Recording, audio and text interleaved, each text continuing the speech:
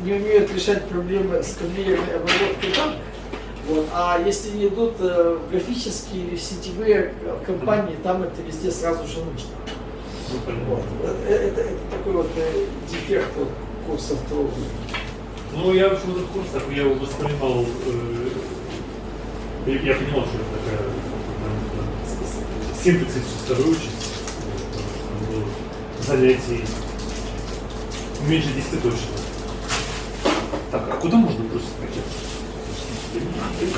Где пакет с пакетами? С пакетами? Вот, вот это место я искал. Так, вот эту всю еду можно есть. Что такое? Есть тарелочки здесь, удочки здесь, стаканы здесь, чайник здесь, чашки здесь.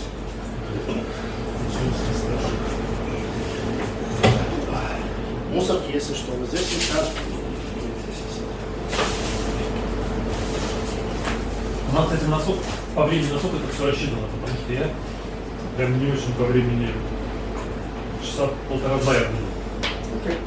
Ну, да, я это попробую все, организовать в таком духе, чтобы вы могли уйти, в принципе, в любое время, то есть сделать некоторый вот начальник, а потом, так сказать, по кругу будем идти. Поскольку тут есть несколько тем, можно узнать, какие темы кому интересны.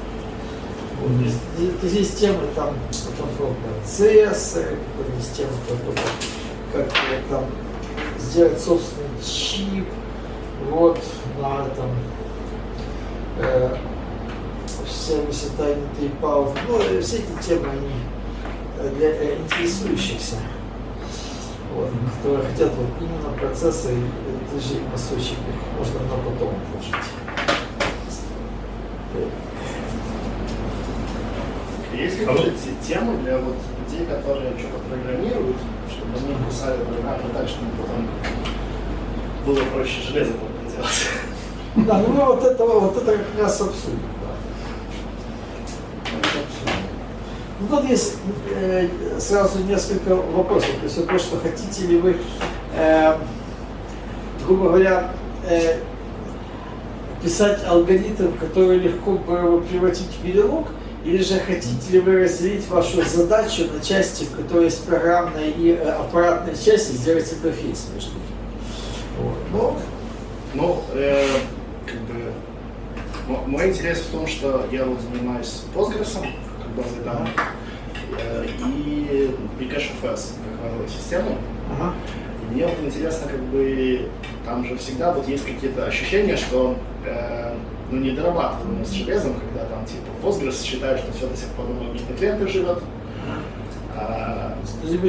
Сделать ему типа аппаратный ускоритель. Вот. Мне кажется, просто уже как бы уже даже они есть. Я эту тему слышу, что есть, значит, аппаратные ускорители баз данных. Вот, то есть это один из вопросов, который я уже несколько раз слышал. Я, к сожалению, просто его, ну, сам такой не видел. Вот, но так в чистом железе можно делать даже типа контроллер динамических структур. То есть, например, в сетевых компаниях вот делают железо, которое без процессора хранит в памяти списки. То есть можно хранить деревидные структуры. И тем самым, видимо, можно хранить и что-то для, значит, индексации баз данных. Можно. Железный индекс. Но проблема в том, что это может упираться все в интерфейс обмена данных. Да, вот именно. Это является ключевая проблема, что bottleneck там находится между софтвером и хардвером. Здравствуйте. И он может убивать все. Вот, именно. Петр, Слава. Здравствуйте. Здравствуйте, очень приятно. Иван. Очень приятно. Так, это для Юры. А у меня к вам два вопроса. Будут звучать провокационно, первый. А зачем вы нам это рассказываете? У вас есть цель как вовлечь кого-то дополнительно в... Или это чисто альтруизм? Ну, я вообще занят вот всякими, то есть я вообще занят всякими, значит, околообразовательными программами, как побочной деятельностью уже примерно 15 лет. Вот. И но оно началось с того, что я вот работаю в компании МИПС, которая делает встроенные процессоры. И в то время вот МИПС договаривался с российскими компаниями о лицензировании ядер. То есть то, что вот пошло в Байкал Т1, потом в ЧП в Зеленограде, в Элвисе. Вот я тогда съездил в некоторые российские вузы, вот тот же самый МФТИ, там другие, я видел, что вот имеется определенный провал в том, как студенты учат проектирование железа. Вот, ну, это привело там, к переводу учебников, созданию ладников и все прочее. Вот, и дальше просто возникло некое сообщество, вот, которое состоит из людей и в России, и в США, и в Украине, ну даже кажется, сейчас вот несколько откололось, вот, которые вот делают примеры для значит, обучения студентов. Я вот и пишу эти примеры. То есть имеется несколько репозиторий, и моя вот общая тактика заключается в том, что я вначале показываю людям эти примеры, некоторые из них вот через это проходят, а потом те, кому это интересно, они эти примеры расширяют. Вот, то есть тем самым вот имеется 42 контрибьютора, которые в разное время прибавили. То есть, которые в разное время прибавили вот этим проектам. Вот я просто везде смотрю найти людей, которые могут сами для каких-то своих интересов вот, выучить эти технологии, а потом что-нибудь добавить.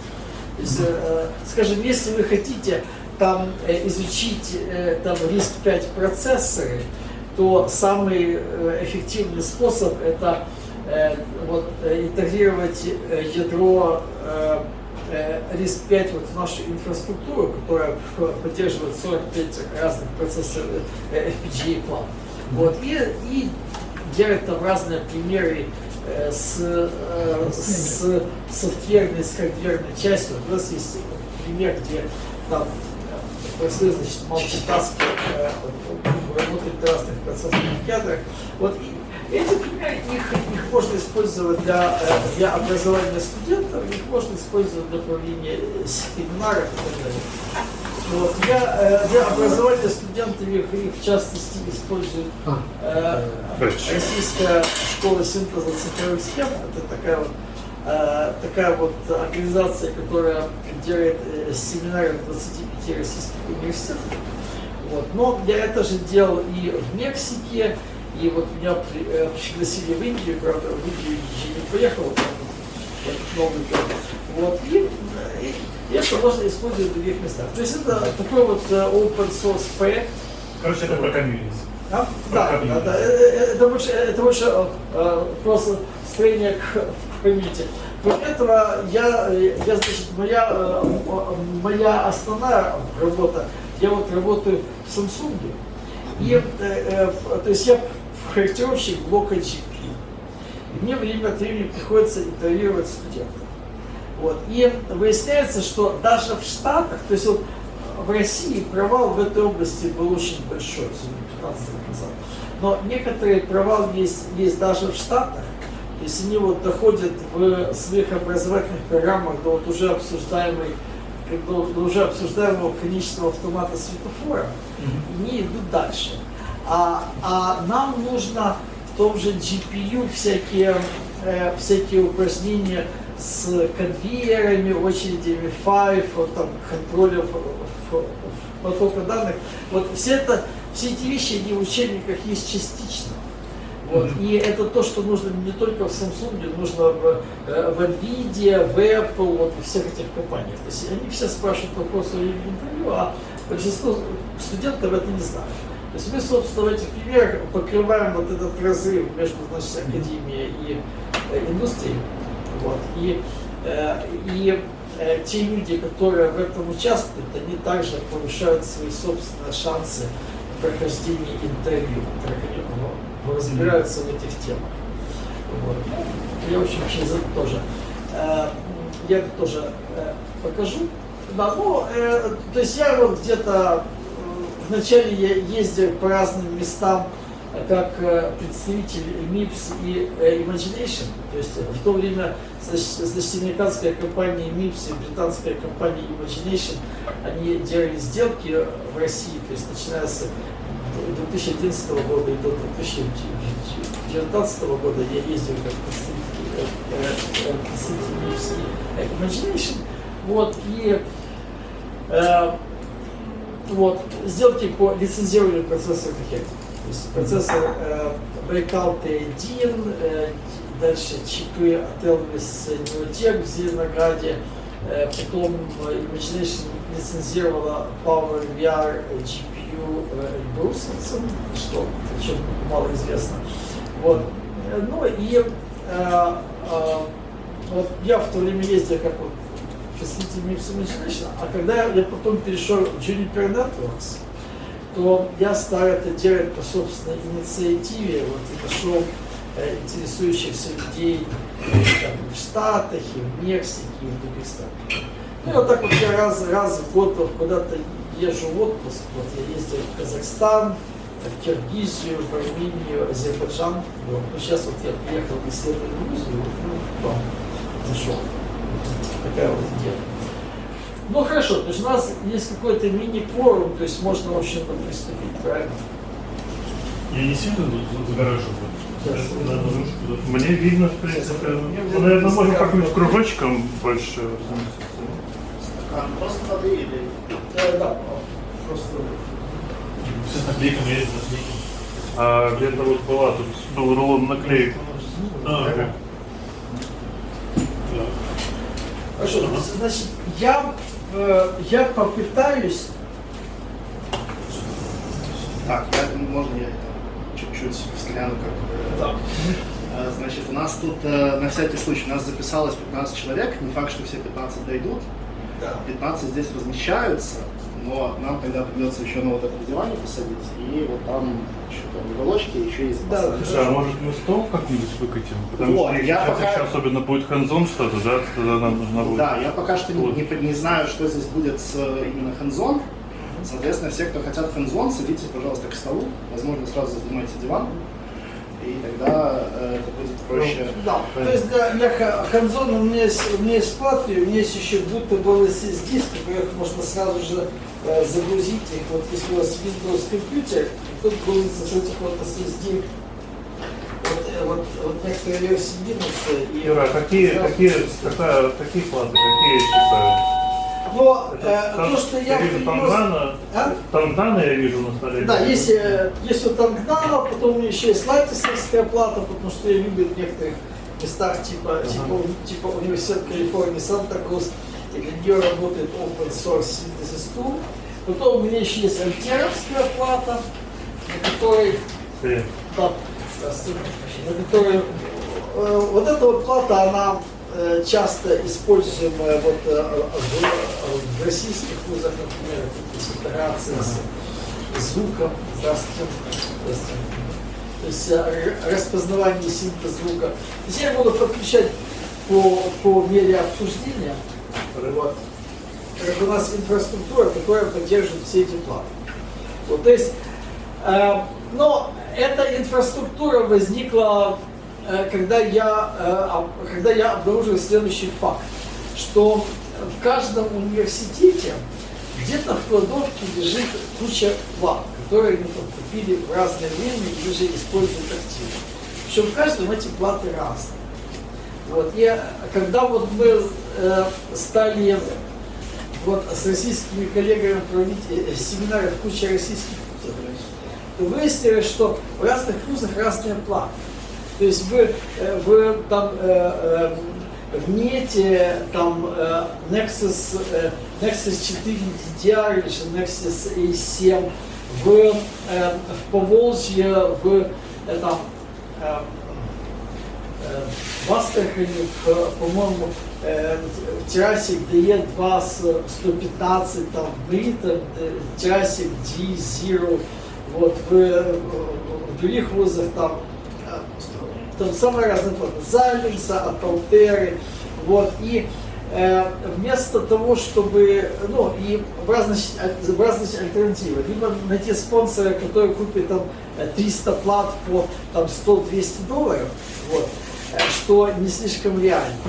От того, что даже вот американские компании, даже вот MIPS или Imagination, они крайне прижимистые по части плат, и просто брать вот если там, ну, на школу синтез описывались до 600, иногда больше 1000 человек в год, но правда потом это сокращалось до 300. Вот если купить там 500 плат по $200, то это там сколько? $100 000, это никакая американская компания такого не сделает, даже крупная. Вот. Спонсорами этого таких мероприятий были вот MIPS, Imagination, потом были, значит, российские организации, там Ядро, например, но никто из них не выделил крупные суммы на платы. Поэтому мы просто решили сделать инфраструктуру, которая поддерживает платы, которые есть у всех университетов. Вот. При этом возникали интересные, забавные вещи. Например, когда я приехал в Азербайджан, в Баку, выяснилось, что у них в клозете лежит 15 штук альтеровских плат, которые есть на eBay, типа X4010 или что-то такое. Вот. И я уже туда летел, думаю, что есть плата. Но в ночь перед отлетом я к ним, значит, прислал. Я вспомнил, что эти платы продаются на eBay, на Алиэкспресс без программатора. Да, класс. Я к ним послал сообщение: а у вас вы плату купили с программатором или без? Они спросили: а что такое программатор? Вот. Но им очень сильно повезло, потому что у меня именно в этот момент так случайно сложилось, что в гараже лежало штук 20 лишних альтеровских программаторов для, значит, абсолютно другого проекта. Вот это я их взяли плюс, но без этого это было бы вот это. Вот. Да, значит, иногда бывают очень странные платы. Например, в Нижнем Новгороде обнаружилась плата, которая очень дорогая. То есть она стоит там типа от $1500 до $3000 в зависимости от конфигурации. То есть они, например, купили там штук 5 на 10-15 тысяч $. Вот. Это крайне редкая плата. Но у меня такая плата просто случайно нашлась. Вот. И мы тоже сделали ей поддержку. Правда, это не слишком удобная плата. Да, но, да, ну ладно, в общем, приступим сразу к этой теме. То есть у нас есть гориновские платы. Я рекомендую вот эти вот гориновские платы, потому что они не дорогие, и они при этом позволяют сделать с ними достаточно много экспериментов. То есть вы можете с ними делать собственные простые процессоры, и вот к ним можно купить экранчик и делать всякую графику. А я вот принес свой проект, могу потом показать. Я не хочу вас перебивать, но да, потом как-нибудь, когда будет уже. Да. Вот. Ну, хорошо, тогда мы... так, прежде всего, чтобы я четко ощущал аудиторию. Хорошо, значит, сколько из вас знакомы с Verilogом и с цифровым проектированием вообще? Сейчас я все вставлю. Так, значит, сколько из вас вообще знакомы с языками описания аппаратуры, с Verilogом? То есть вы... Хорошо. Значит, но с цифровой логикой, то есть с концепциями там логического элемента, до триггера. А это ассемблер, ESP, вот это вот. Сюда, Нет, это всё значит, внесло. да, хорошо. Сейчас вот тогда покажу с самого начала, чтобы, так сказать, сразу все поставить в правильный контекст. Потому что, значит, ассемблер — это у нас архитектура. Мгм. О том, что мы будем говорить, это микроархитектура. Мгм. Эти два слова звучат похоже, но между ними разница, как между культурой и физкультурой. Они означают очень разные вещи. Вот, окей. Значит, так вот, значит, ассемблер — это у нас архитектура. Вот. Архитектура, то есть компьютерная архитектура — это то, как компьютер выглядит с точки зрения программиста. Мгм. То есть с точки зрения программиста между программой и процессором имеется интерфейс, который заключается в системе команд, вот, видимых программистом регистров, вот, и в вещах типа там прерывания, там всякий статус, вот, системные регистры, вот это. То есть все, что описано в мануале на архитектуру. При этом микроархитектура — это устройство аппаратного конвейера, то есть схемы арифметических блоков. И в нем могут разные инструкции выполняться одновременно, вне, значит, очереди, спекулятивно и так далее. И, собственно, суть профессии проектировщика процессора — это создать иллюзию для программиста, что все эти инструкции выполняются последовательно, и результат одной, вот, он является исходниками для другой. Вот. Ну хорошо, начнем с самого начала. Вот. Это такие слайды, которые я показываю у нас. Ну, я провожу в этапе в Калифорнии, в таком месте, которое называется Hacker Dojo. Вот, и там я вот тоже нахожу людей, которым интересно участвовать в этих проектах. Вот, и мы в последнее время расширили эти мероприятия также и на школьников, с которыми мы начинаем даже не с Freelog и не с FPGA, а с микросхем малой степени интеграции, с которых потом переходим на это. Вот, значит, да, теперь я вам скажу пару слов про, собственно, так, очень, сейчас вот клавиатура получилась. Да? Вот. Значит, прежде всего, вот, так сказать, с высоты птичьего полета. Если вы вот возьмете любую аппаратную систему, то есть любую систему на кристалле, она вот состоит из, значит, аппаратной части и программной части. Программа просто инструкции, которые хранятся в памяти. Аппаратной части ядро, которое спроектировано на языке описания аппаратуры, Verilog или VHD. То есть в программах вы вот пишете программу на C, компилятор вот, значит, вместе с линкером в конце концов производит просто цепочку инструкций. Вот, и софтвер — это то, что вы пишете в память, и процессор вот, берет эти все инструкции из памяти, то есть делает фетч и декодирует, и в зависимости от инструкции изменяет свое внутреннее состояние своих детриггеров, что есть, по сути, выполнение программы. Вот. Теперь вот раньше, то есть все это цифровое проектирование, оно началось еще в 1940-е годы. То есть когда вот делали все эти компьютеры, там ENIAC, потом UNIVAC, потом там машина Атанасова, потом машина Сузи, вот и прочее. И в 50-е годы сформулировалась методология последовательных схем, о которых я скажу чуть позже. Но вначале, короче, цифровые дизайны делали там на лампах, потом на транзисторах, потом стали делать на микросхемах с 70-го года. я, кстати, вот лично встречал создателя первого микропроцессора 4004 Федерико Фаджина. Вот, более того, я его не просто встречаю, он инвестировал личные $50 тысяч в мой стартап в 2000 году.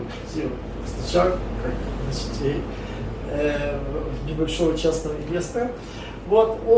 И вот в то время, когда они делали этот процессор, они рисовали просто транзисторы карандашом на бумаге или делали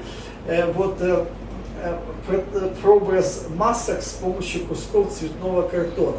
Вот вы здесь видите вот эту вот картинку вот с этими красными, с полосками, транзисторами. Это визуализация формата файла, который называется GDS2, вот, который возник еще в 60-е годы. Это просто такой файл, который делает всякие примитивы типа полигонов, прямоугольников и показывает разные слои кремния с кремний, потом вот эти вот металлические соединения из меди, потом области там, с фосфором, с бором и так далее. То есть вот раньше, в начале 70-х инженеры рисовали это вручную, потом в конце 70-х возникли программы автоматического place and route. То есть вы рисуете схему, и оно его располагает вот так вот на кристалле. И в 80-е годы в основном процессоры проектировали с помощью схематика. То есть покупали инженерную рабочую станцию от компаний Daisy Systems, Mentor Graphics и Valid Logic. Вот, и эти вот рабочие станции стоимостью несколько десятков тысяч долларов с процессорами от Motorola 6800 или от других, вот у них этот софтвер, с помощью которого люди вот мышкой вырисовали схему. Но в 1988 году компания Synopsys придумала технологию, которая используется по сей день. То есть вот последняя, которая разошлась по всей индустрии в начале 90-х годов. Эта технология называется маршрут RTL GDS2. Что это означает? Что вы пишете код на языке описания аппаратуры Verilog, вот, после чего этот код с помощью программы логического синтеза превращается вот в такую схему из логических элементов и детриггеров, элементов состояния. И потом программы Place and Route превращают этот GDS-файл. Эта штука идет на фабрику, фабрика делает маски, и потом печатает кучу микросхем. Вот. Что означает вот этот код? У нас есть модуль, то есть кусок железа, где имеется вход тактовый сигнал, вход сброс и выход 2 бита, которые подсоединены к детриггеру. Вот находится 2 бита. Вот, и вы всякий раз, когда тактовый сигнал меняется с нуля в единицу, если у вас сигнал сброс равен единице, то ставить сюда нули, то есть 0,0, а в противном случае он делает конвенционный сумматор, берет значение старое в предыдущем такте, складывает его с единицы и кладет обратно в регистр. Вот. То есть вы пишете код, который превращается не в софтвер, то есть не в цепочку инструкций в памяти, а превращается в сами транзисторы. Вот. Теперь, да, но я сразу скажу такую вещь, что вы скажете, какое типа к нам имеет отношение, потому что все эти микросхемы на фабрике, вот если там за 2 нанометра, чтобы сделать там микросхему, нужно платить там десятки миллионов долларов в качестве фиксированного платежа, и даже там более дешевые технологии там по 28 нанометров, там все равно речь идет о миллионах долларов. Но на самом деле сейчас есть возможность сделать собственный чип с помощью сервиса, который называется Tiny Tape-Out, который в свою очередь опирается на Shutter сервис от некоторых в компании, включая Skywalker, покажу, значит, как это работает. Если вы можете реально заказать собственный чип, сейчас, где у нас...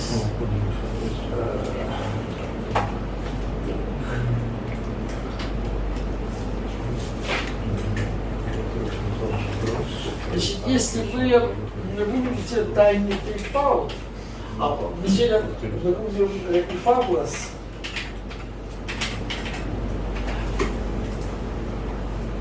так, ну eFabless это уже сейчас Chip Foundry IO, потому что eFabless разделилась, это сейчас новая компания.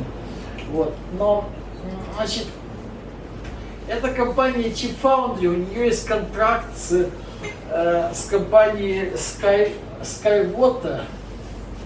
Вот. Сейчас.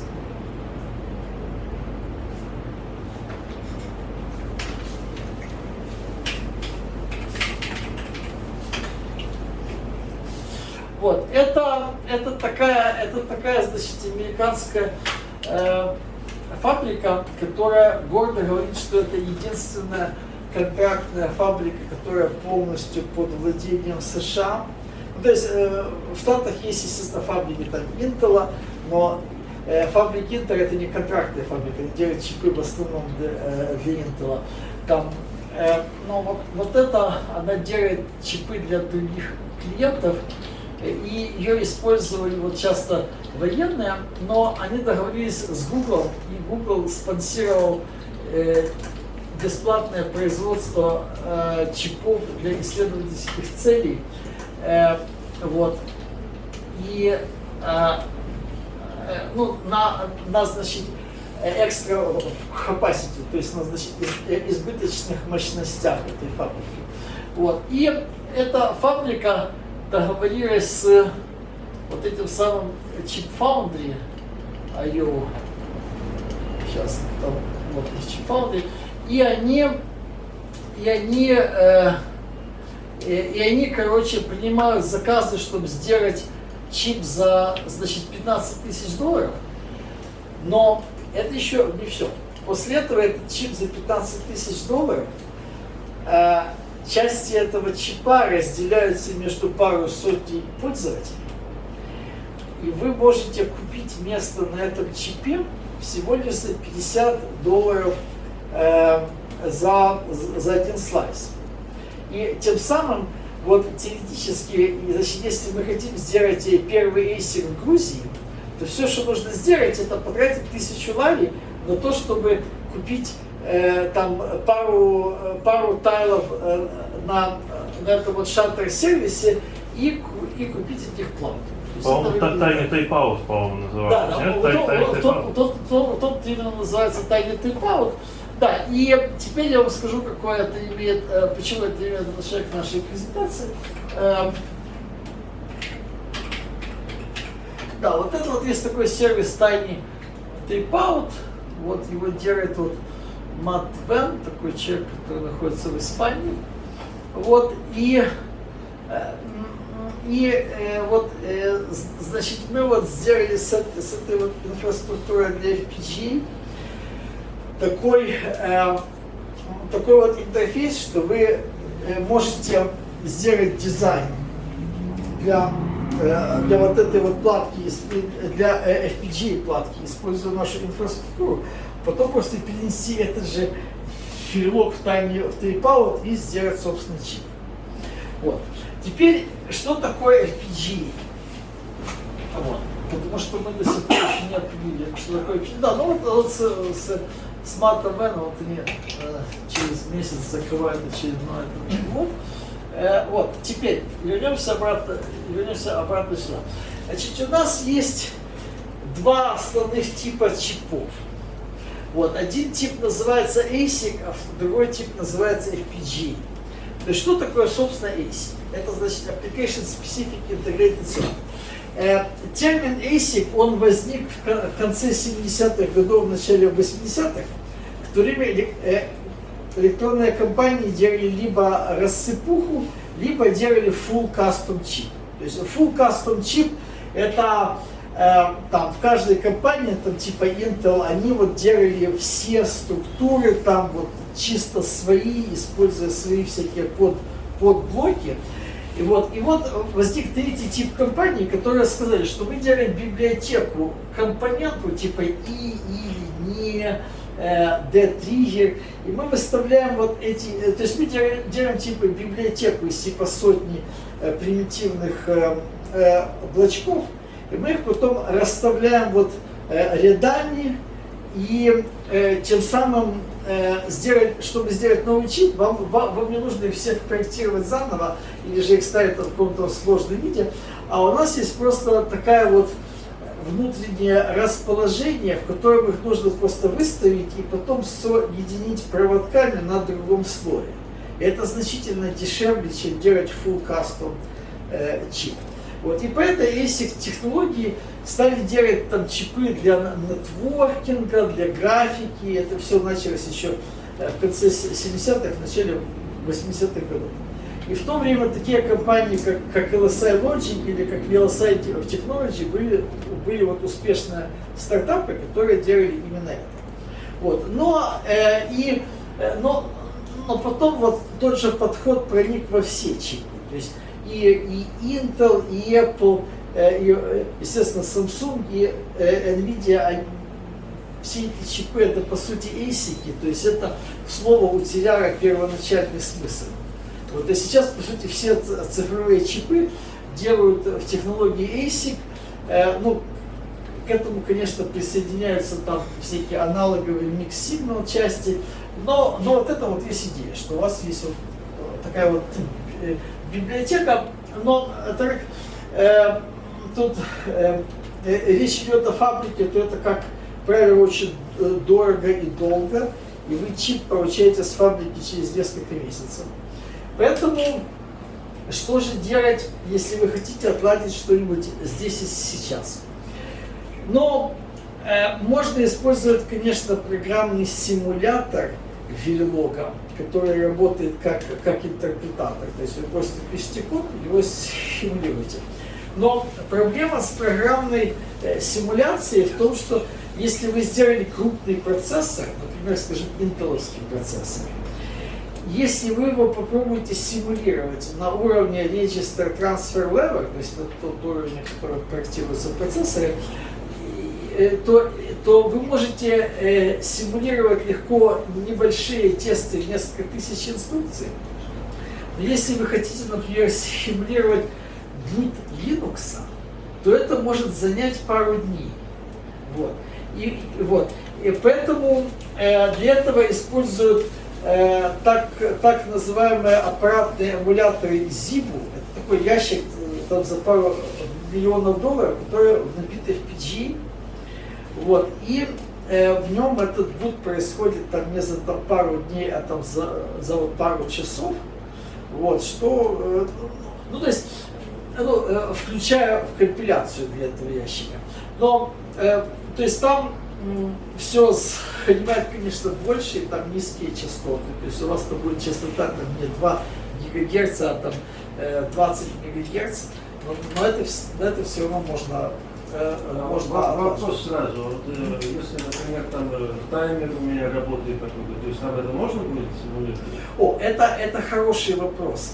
Потому что если у вас есть внутреннее устройство с другим таймингом, это на самом деле еще важнее для памяти, то вам нужно ставить всякие хитроумные интерфейсы для того, чтобы имитировать для этого ядра правильный тайминг внешних вещей по отношению к этому ядру. И есть специальный проект, который называется FIRSIM, где они делают дополнительный программный слой, чтобы вот имитировать эти внешние вещи. Конечно, да. Но собственно, вот что стоит внутри, то есть FPGA используется для такой вот эмуляции. То есть FPGA это по сути матрицы из логических элементов с изменяемой функцией. То есть типа сейчас там вот одна вот ячейка в матрице это там и, другая или, третья там XOR, другая там это D-триггер, и вы можете просто изменить функцию с помощью изменения памяти конфигурации FPGA. Вот. Теперь, как это? Ага. Да. Нормально, что мы будем? Да. А вот вы для типирования, я вот слышал, что есть ПГА, которые прожигаются раз всегда. Необратимый процесс. Вот. Какая цель такого? Нет, но, значит, то, что вы слышали, может быть следующее. Во-первых, есть некоторые FPGA, например, Zinc, в которых есть и фиксированная часть, и имеется кодируемый фабрик. То есть там имеется и процессор, и это. То есть вам там не нужно строить софт-процессор внутри, а вам можно сделать одно и другое. То есть есть это. Потом еще есть FPGA, которая от компании Microsemi, сейчас Microchip, а до этого это был Actel. Это так называемая сейчас антифьюз FPGA, что вы их, значит, один раз программируете, и не все, и их любят использовать всякие, значит, аэрокосмические люди, потому что они лучше защищены от космической радиации, но у них все равно плюс в том, что вы их программируете здесь и сейчас. Вам не нужно ждать 6 месяцев с фабрики. Если у вас случится баг, вы его просто выкинете и делаете следующий. То есть это промежуточный этап для серийного производства? Да. Потом еще есть там самые разные вещи. Есть там технология, что вы делаете все в FPGA, потом для вас делается ASIC. То есть тут нюанс в том, что в ASIC и в FPGA они могут логически функционально эквивалентны, но при этом у них может быть разные тайминги в зависимости от разный тайминг внутри такта. Я сейчас объясню, что это такое. Да, ну вот, как, собственно, как работает эта вот магия внутри. Ну вот пример такого, значит, элементарного блока в FPGA, который называется lookup table, то есть или же loot. Вот каждая вот эта штука, это называется мультиплексор. Вот мультиплексор это значит аппаратный if. То есть у вас есть тут два входа, A и B. Если у вас на третьем входе селектор находится 0, то на выход идет A. А если находится 1, то на выход идет B. Вот. Теперь, что будет, если вы поставите сюда, вот, предположим, что вот эти биты, это некоторая константа. Вот. Вы можете себе представить, что это как массив из 4 битов. И вы можете представить, что вот эти 2 бита, это вот индекс в этом массиве. Это вот значит lookup table. То есть типа 0,0 дает вам А, 0,1 дает вам Б, 1,0 дает С, 1,1 дает Д. То есть вы видите, что если вы вот протаскиваете сюда 0, то идет А или С. Вот если здесь стоит 0, то оно берет А. Вот. А если у вас там 0,1, то оно берет С. То есть это младший бит, это старший бит. Вот. То есть тем самым, если вы здесь поместите 0, 0, 0, 1, то вся эта конструкция будет работать как функция AND от этих двух аргументов. То есть у вас будет x0, AND x1, то есть y равно x0, AND x1. А если вы поместите 0, 1, 1, 1, то вся конструкция будет работать как OR от этого. А если вы поместите 0, 1, 1, 0, то вся конструкция будет работать как XOR. То есть вы фактически можете сделать такой вот жидкий хардвер внутри микросхемы и строить самые разные схемы. Вот. От этого, то есть цена этого, то, что вам, чтобы построить один гейт, вам нужно использовать на порядок больше площади на кристалле. И у него вот имеется более большие Вещи делаем. Поддержки прохождения сигнала, от чего оно будет работать на более низкой тактовой частоте. Но зато у вас имеется вот микросхема здесь и сейчас. Вот. Теперь, значит, прежде чем вам давать какие-нибудь дополнительные эти теории, я просто покажу, как делается. Тут, в общем, это такой вот метап, который мы делаем в Калифорнии. Вот эти вот открытые проекты. Это вот разные платы, которые мы поддерживаем. То есть там Xilinx, Altera, Boeing. Вот это вот платы, которых я принес несколько. Они удобны тем, что у них есть экранчик, и на них есть то есть я к ним присоединяю дешевый этот интерфейс с кнопками. Ну, то есть они дешевые, то есть их можно там давать там детям, у них могут сжигать без проблем. Вот, другие платы дороже. И взрослые могут сжигать. Да. Вот. То есть, но эти же примеры могут работать и на более дорогих платах. Так, тут как это все ставить. Я вам сейчас просто это наглядно покажу, как оно работает. Потом мы перейдем еще чуть-чуть в теорию. Значит, возьмем. Вот, то есть мы сделали некоторую инфраструктуру. Вот, и на семинарах часто используют просто VS Code, в котором эта штука работает под Linux, под Windows и под Apple. Macintosh мы часто используем VS Code, и мы просто пускаем здесь скрипты. Вот, то есть один скрипт делает синтез. То есть обычно все туториалы в вузах, они используют там GUI от разных вендоров, там Xilinx, Altera и прочее, но и вендоры, они стараются, чтобы все преподаватели использовали вот эти вот GUI, учились как-то ставить все опции, но фишка в том, что для электронных компаний то, что студент владеет там каким-то GUI от одного вендора, это просто не слишком ценно. То есть ценно, если студент умеет решать микроархитектурные задачи. Вот. Поэтому мы вот в этой вот инфраструктуре изолировали вообще человека вот специфического вендора, а сделали все одним скриптом, что вам нужно выбрать плату и потом запустить один скрипт. Вот. Но возьмем сейчас самый простейший дизайн, который мы можем сделать.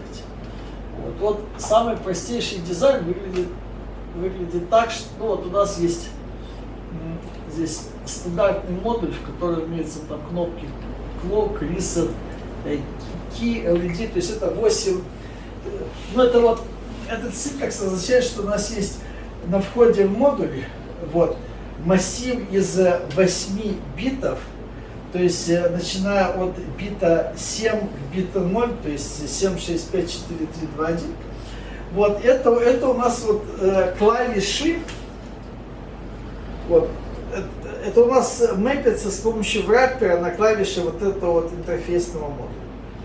Вот, потом у нас есть на выходе массив из 8 светодиодов, которые, соответственно, находятся здесь. Потом у нас имеются сигналы для 7-сегментного индикатора. И дальше у нас есть сигналы для работы с дисплеем. Вот. И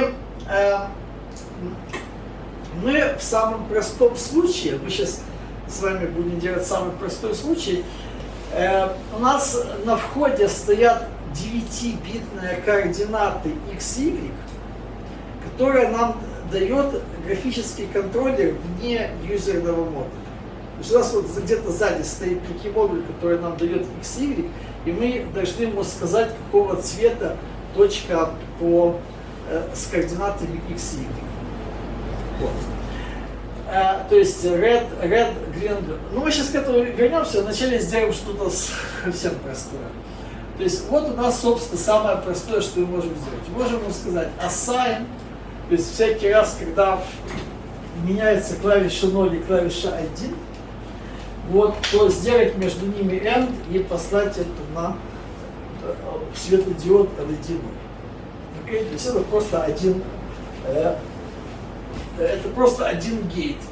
Вот также мы можем написать такой объект, который называется wire, и присвоить ему key 0, потом сказать, значит, LED 1 присвоить AXOR. Вот дальше у нас идут пример кода для мультиплексоров, но пока сделаем. Значит, что мы здесь делаем? Мы идем сюда, говорим ему открыть в Integrated Terminal. Вот, и здесь мы просто... Сейчас я это закрою. А какой Hello World для Available? А? Hello World. Ну, вот это вот фактически оно и есть. Ага. Вот, то есть это просто, грубо говоря, один гейт. У нас имеется один бит input, и мы из этих двух битов делаем там AND или XOR и делаем ему на выход. То есть это просто комбинационная логика. Мы жмем на вот этот синтез. Вот, сейчас я подключу к этому. Но тут я сделал еще тот же самый дизайн. Сейчас, одну секунду. Я лучше буду показывать отсюда, потому что оттуда будет плохо видно. Сейчас я просто сделаю здесь тот же самый дизайн. Вот.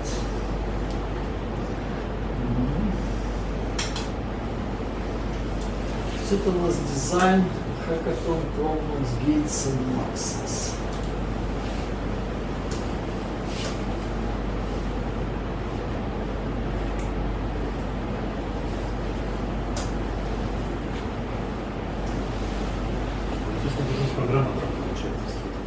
Да, эта штука у нас Горине не сделали встроенной программой. То есть вот это такой проблема, как с альтерой. Или там в некоторых квадрах тоже? Да, в некоторых он есть, в некоторых нет. Да, в террасиковских есть, вот в этих вот старых нету. Вот видите, что если вы тут нажимаете одну кнопку, тогда у нас LED 1 загорается, потому что там XOR. Если вы нажимаете кнопку 2, то тоже загорается только LED 1. А если вы нажимаете обе кнопки, то загорается LED 0, а LED 1 не загорается. То есть это у нас XOR. То есть здесь видите, вот это вот просто один гейт. Вот теперь вы можете посмотреть схему, которая получилась, если запустите другой скрипт, который называется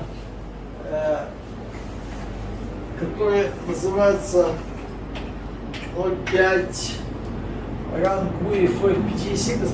Этот скрипт, он просто, для каждого вендора он пускает другое GUI, то есть GUI от вендора, то есть для Альтера это будет Quartus, для Горина это будет GUI DA.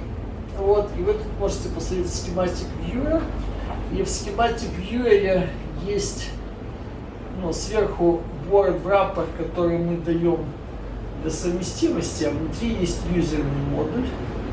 Сейчас мы в него перейдем. Вот, этот юзерный модуль называется Hackathon Top, и вы можете видеть в этом модуле,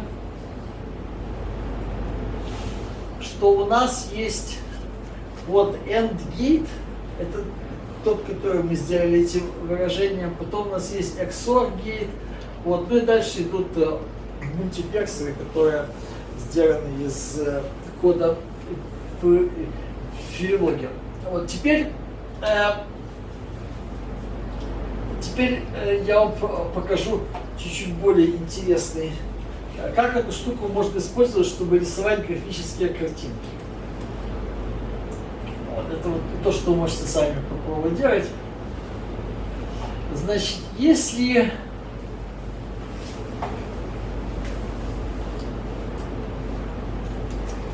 вот, значит, если мы возьмем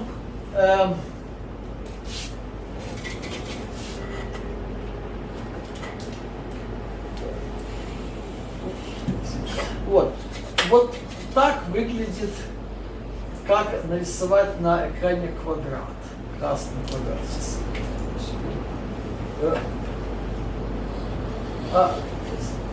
Вот. Значит, как нарисовать на экране красный квадрат?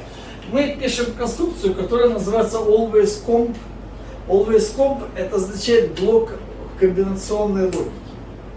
То есть оно вот берет весь этот код, его превращает просто в набор проводов и в логических элементов, и мы можем писать так, как пишем в программе.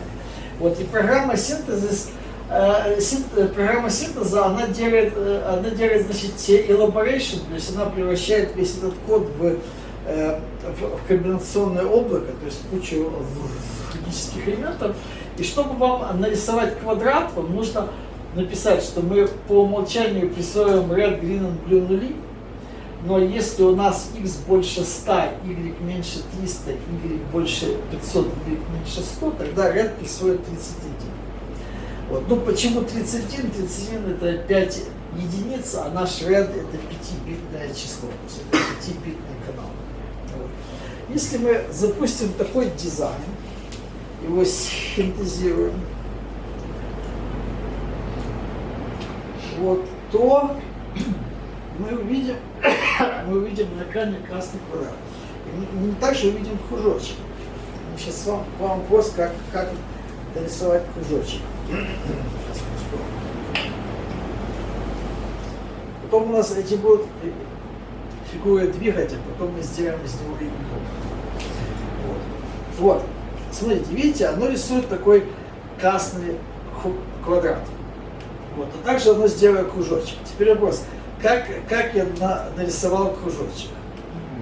Квадрат плюс квадрат. Да. То есть вам не нужно тут иметь никакого там фрейм-буфера, запоминать. Вы просто делаете комбинационную логику, что если вам контроллер графики дал x и y, и вам нужно определить, что входит ли он вне круга или внутри, да, ну тут чуть-чуть другой дизайн, чем в компьютере, вот, то вы можете сделать там x квадрат плюс y квадрат и меньше, чем там что-то, и тем самым определить, является ли точка внутри круга или же вне круга. Вот. Теперь мы вернемся чуть-чуть к теории, потому что дальше у нас мы начнем эти графические фигуры, мы эти фигуры будем двигать по нашему экрану. А можно вопрос? Да. Вот мы когда делаем x квадрат плюс y квадрат, там же получается тут какой-то переменная какой-то размерности. Да, Ну, она получается с 9-битная, она становится 18-битной. Вот, и вот Здесь- немножко про эту магию можно? Да, Потому сейчас, что да. Я вам забыл показать важный момент, какая схема при этом получится. Значит, если мы возьмем вот эту вот схему, то есть откроем в Integrated терминал, вот, и запустим здесь синтез.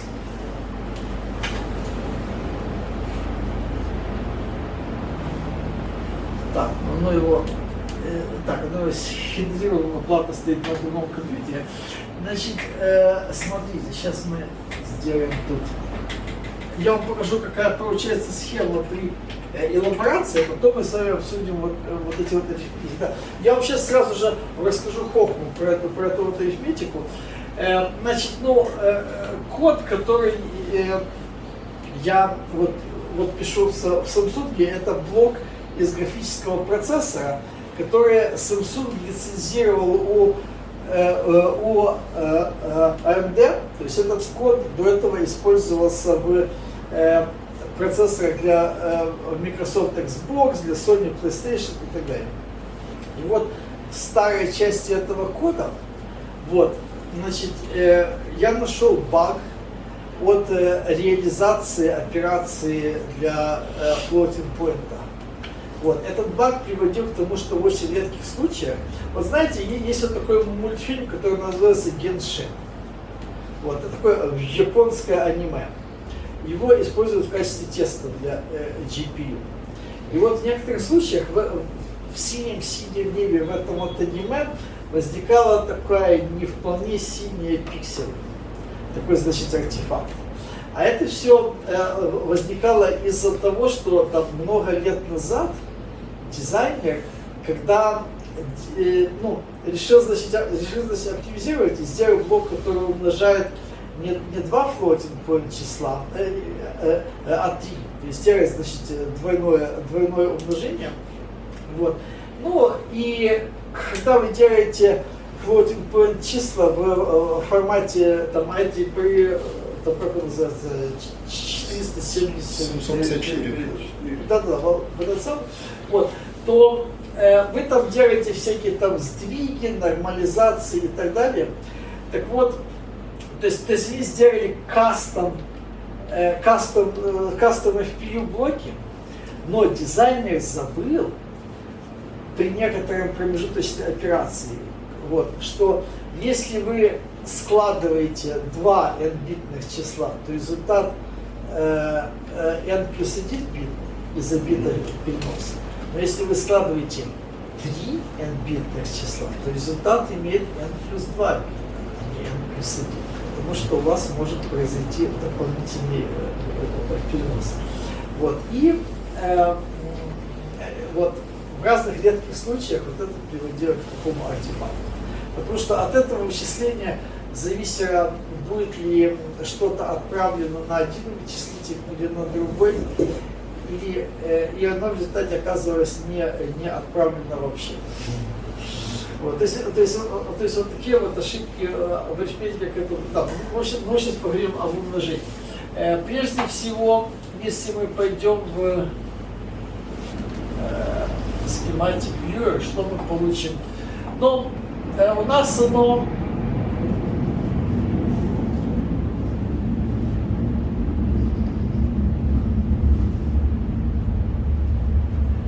вот, если вы посмотрите сюда, мы заодно посмотрим на блок умножения и посмотрим его размер. Вы видите, что здесь оно на каждую операцию сравнения сделано в компаратор, то есть less than, more, вот и так далее.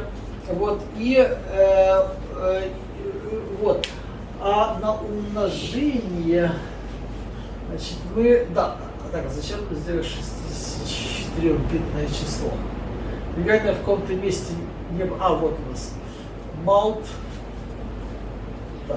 Это, по-моему, не разрядность, это просто индекс блока. А? Это, по-моему, не разрядность, просто Я индекс блока. вижу тут мелким шрифтом оно сделало почему-то 32-битные вещи, а оно это не должно делать. На самом деле, если оно это сделает, то это ошибка. Потому что, ну, в общем, верилогия, если вы умножаете, ну, Verilog это контекстный язык. Так, сейчас. Оно это сделано, потому что мы здесь использовали безразмерные величины. Безразмерные величины по умолчанию считаются 32-битными. Юрий, можно вопрос? В обычном перелоге все беззнаково. В системном перелоге также все беззнаково? Еще сайт. Здесь бывает знаковые? Да, можно, но здесь здесь ничего такого нет. Здесь оно все без знаковое. То есть давайте посмотрим вот наглядно, что будет, если мы напишем x квадрат плюс y квадрат. Тут написано, к сожалению, сейчас.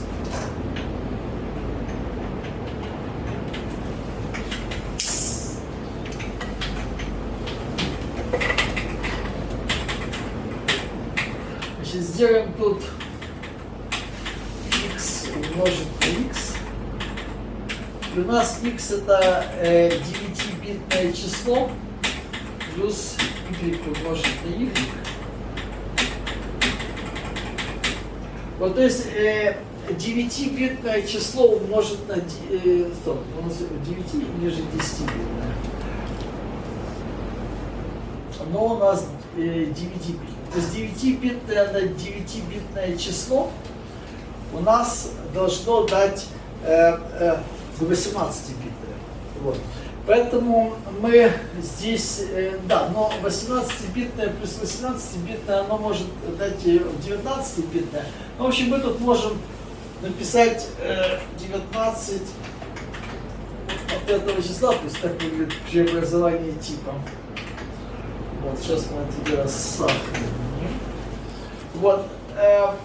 то есть так выглядит, вот эта вот арифметика. Тут, к сожалению, я не хочу сейчас в это дело углубляться, но, к сожалению, Verilog это так называемый контекстный язык. То есть если вы напишите, скажем,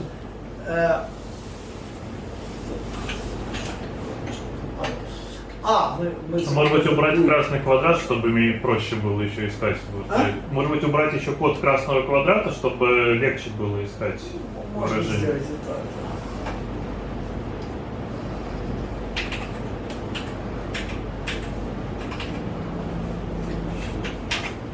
Вот. Так, сейчас я его сделаю. Вот. Короче, тут сейчас. То есть, если вы сделаете переменную в left-hand side, скажем, 11-битное, и сделаете 10-битное значение плюс 10-битное значение справа, то оно это поместит в 11-битный контекст и сделает корректно перенос. Вот. То есть оно смотрит также на то, в каком контексте находится выражение, но конкретно для этого у нас оно сделает 18 бит. Сейчас мы это посмотрим.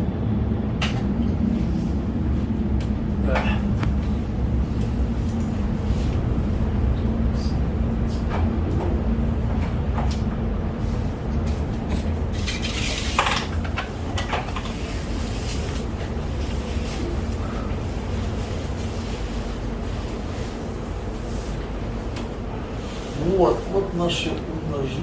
Сейчас сделаю с ними.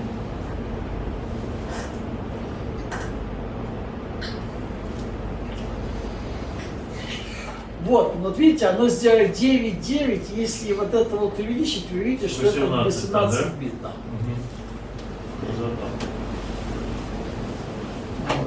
Вот, а потом оно сделает 18, иначе его сравнивать. Видите, тут 9,9 получилось 18 бит. На уровне железок получается просто лишний проводочек добавляет. Да. Но на уровне железа оно выстраивает из этого этот самый bus multiplier, то есть такую структуру, которая по сути оптимизированная форма умножения столбиков. Вот. Но несколько другая. То есть это все строится из тех же логических элементов или нет, но это вот наука, как строить там сумматоры и умножители, это там царят там куча там толстых книжек. Есть люди, которые вот всю жизнь проводят, оптимизируя вот эти вот вещи, потому что вам нужно их оптимизировать. Вы можете сделать вот большой кусок логики с маленьким критическим путем, так чтобы сигнал через него проходил быстро. Или вы можете сделать вот меньше логики, но с длинным критическим путем. Если у вас длинный критический путь, то весь чип может работать только на более низкой тактовой частоте. Вот мы сейчас в эту тему, я вот сейчас эту тему покажу, у меня есть по этому поводу следующие слайды.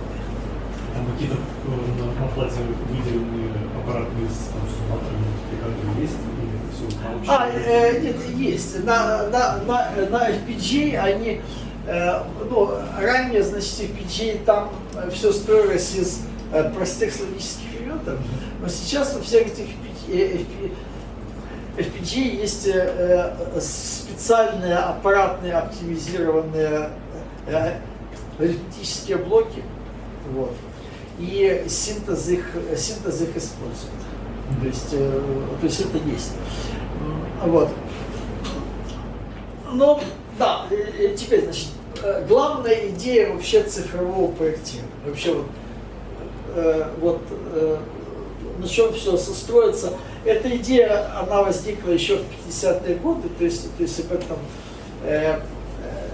писали вот несколько исследователей, там Хуфман, Мур, Милли, другие. То есть идея в том, что любую цифровую схему можно построить с помощью следующих элементов. Вводы, выводы, тактовый сигнал, комбинационное облако и регистр состояния. Регистр состояния это то, что то есть идея в том, что вы что-то вычисляете на основе памяти о предыдущем такте, и вы вычисляете состояние для следующего такта. Вот. Я сейчас это наглядно покажу, а потом мы посмотрим, как сделать, чтобы квадратик на экране двигался. При этом мы будем использовать именно блок. Да, то есть, если у вас есть, ну, что такое комбинационная логика? Это просто означает, что у вас есть некоторые формулы. То есть это такое вот облако из или и XOR, не, что вы ставите на вход там какие-то числа A, B, C, D. Вот, и потом сигнал проходит вот через весь этот граф, и на выходе вы получаете некий выход.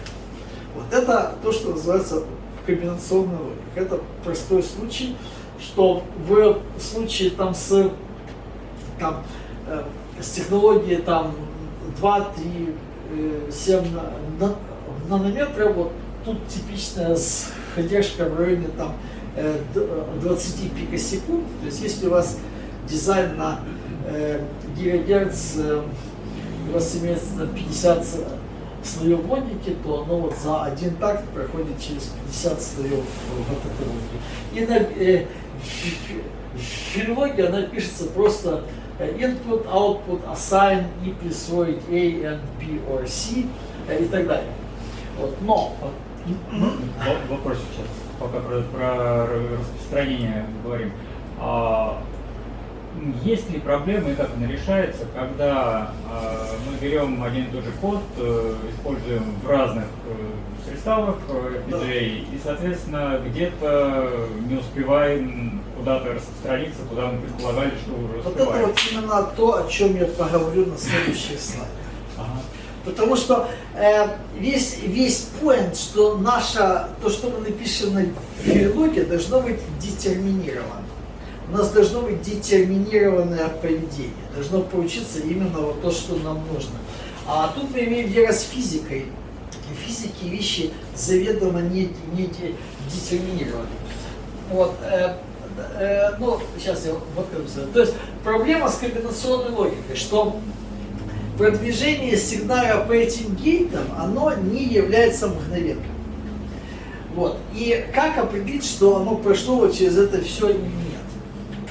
То есть у нас есть два типа задержки. Одна называется contamination delay, а другая называется propagation delay. Здесь у нас на входе мы начали менять входы, то через первый contamination delay оно начинает меняться. Причем выходы могут быть там 0, 1, а могут быть вообще в запрещенной области. То есть что и не 0, и не 1. То есть у нас вот в современных чипах напряжение там меньше значит 1 вольта. Вот. Ну, раньше в истории там не были там 3,3 вольта, 5 вольт, вот и больше. Но вот если у нас 0 это 0 вольт и 1 это 1, значит обычно делается там от 0 до типа там 0,2 это 0, а там от там 0,8 до 1 это 1. А эта штука может даже вколебаться в запрещенной области, если оно и не 0, и не 1. Вот. И оно так вот некоторое время так вот вколеблется, но потом оно все устаканивается. И вот ко времени, которое называется propagation delay, значение на выходе комбинационной логики становится стабильным. Вот теперь мы вводим дополнительную сущность, мы вводим тактовый сигнал. Вот. Это просто, вот у нас имеется дополнительная схема на этой плате, которая говорит нам, значит, 0,1, 0,1. И при этом мы делаем комбинационную логику таким образом, чтобы вот все слои логики, которые находятся здесь, за время периода тактового сигнала гарантированно устаканились. То есть мы знаем, что в конце этого такта, что бы мы ни вычисляли, оно сейчас стабильно. Вот. И когда находится конец этого такта, мы пишем результат в объект, который называется detrigger. Вот. И это как собственно, что этот объект означает. Да, вот, кстати, в цифровой схемотехнике в вузах часто начинают там, значит, SR защелки, там JK триггер, там D защелки, потом D триггер, там T триггер. Вот всю эту штуку я считаю, что для начинающих нужно пропустить. Поскольку SR защелка никогда не возникает в жизни реального инженера, вот, проектирующего, значит, идея. А D-защелка возникает, когда мы экономим энергопотребление, ее нужно изучать где-то через год после этого дела. А JK-триггеры не возникают никогда. Это триггеры, я думаю, что их больше не бывает. Но я нашел одну статью, что в очень редких случаях, там 1 из миллиона случаев, это можно использовать. Я использовал Т-триггеры. Т-триггер, помню, что это такое. Задержка. Ну, Т-триггеры это... Соотношение 0,1, 0,1. Ну, Т-триггеры, да, вот время от времени, когда я говорю про счетчик, вот кто-то возникает, что мне говорит, что зачем вы строите счетчик на суммата и D-триггера, они проще сделать на Т-триггера. Вот. А потом выясняется, что многие из людей, которые задают эти вопросы, они читали в детстве журнал «Хоризонты техники для детей» 1979 года, где для детей показывали, как строить счетчик на Т-триггерах. Вот это запомнили, до сих пор спрашивают. Вот. Да, но ну что такое, короче, я говорю, забудьте всех этих вещах, помню только Т-триггер. Можно вопрос? Вот у нас там был момент, когда у нас были переходные процессы, и вот мы уходили в запрещенное состояние. А они прям совсем запрещенные? Или совсем. Там делают что-нибудь интересное? Нет, это совсем запрещено. Если ваша схема не успеет за время тактового сигнала выйти из этого запрещенного состояния в стабильный 0 или 1, тогда произойдет интересная штука. D-триггер будет записано так называемое метастабильное состояние, которое не 0 и не 1. Вот. Которое через некоторое время свалится либо к 0, либо 1, но не сразу. До этого оно может внести баг в логику. И так как у нас есть внешнего мира, вот, когда он шлет провод там от сенсора из внешнего мира в чип, то там вполне может быть то, что не 0 и не 1. Вот. И вот чтобы от этого дела избавиться, приходится ставить синхронизаторы, то есть несколько таких D-триггеров, чтобы они естественным образом разрешились. То есть там делается уравнение с такой, значит, экспонентой, что за какое время оно разрешается. Вот. И если поставить несколько таких вот D-триггеров, то оно потом превратится вот в нормальное значение. Но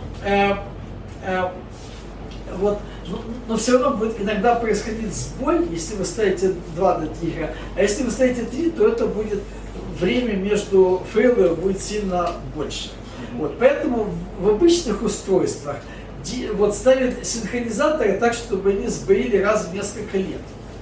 В медицинских устройствах ставят, чтобы они сбоили там раз там в миллион лет. Вот в Samsung у нас синхронизаторы построены так, чтобы оно сбоило чтобы среднее время между сбоями превышало время жизни Вселенной. Вот. То есть, если вам это интересно, можете почитать про mean time between failure и metastable state, книжки, которые я потом укажу. Они есть в переводе и на русский язык тоже. Это полезно. Мне кажется, разблокировалось какое-то воспоминание. И я помню, что у одного проводочка могло быть даже не 2 значения 0,1. Еще уровень высокого импеданса. Это Z, это не к этому. Это другое. Да, high impedance, это такая штука есть, которая в учебниках. И это имеет значение, когда вы работаете с проводами, которые выходят из чипа. То есть это способ соединить несколько устройств, посадить их на одни и те же провода и сделать так, чтобы только одно драйвера 1 или 0, и все другие слушали. Вот. В Филиноге это можно сделать, но я, скажем, для новичков это пропускаю, потому что внутри самого чипа, вот в подборах, это не используется. Вот. Это значит актуально, чтобы вам экономить количество пинов снаружи чипа. Вот. Ну, внутри это сделать можно, но мы так просто не делаем. Да. Поэтому вот это значение лоджик, оно имеет значение 0,1 x, z, x это значит неизвестное значение, z это вот это самое high impedance. Так, теперь что такое D? Что такое D-триггер? D-триггер это такая схема, в которой вход записывается во внутреннее состояние только когда клок переходит из нуля в единицу. А из внутреннего состояния торчит провод наружу, который называется Q. То есть эта штука, это минимальный элемент памяти. То есть она помнит 1 бит в течение одного такта.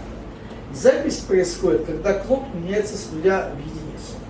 Вот я просто продемонстрирую, как это выглядит на плате. Вот, ну, здесь покажу. Потому что эта схема позволяет нам дальше строить гораздо более интересные схемы, чем все, что мы делали с помощью комбинационной логики. Вот, то есть это вот, да, диффлип-флоп на Verilog пишется следующим образом. Значит, always FF at postage clock, то есть всегда, когда у вас тактовый сигнал меняется с нуля в единицу, то мы D присвоим в Q. Тут мы используем специальное присваивание, которое называется неблокирующее присваивание. Это специальный синтакс.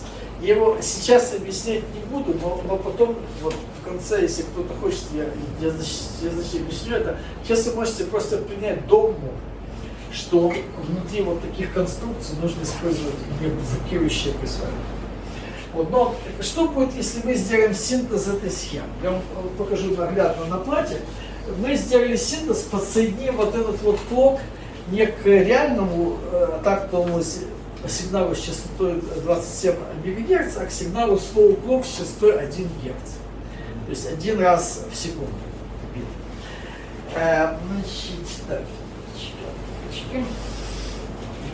Значит, смотрите, сейчас я сделаю на этом компьютере синтез. Может быть, это даже использовать.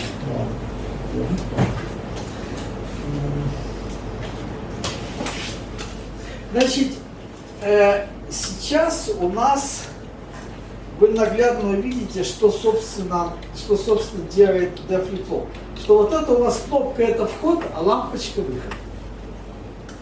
Что если вы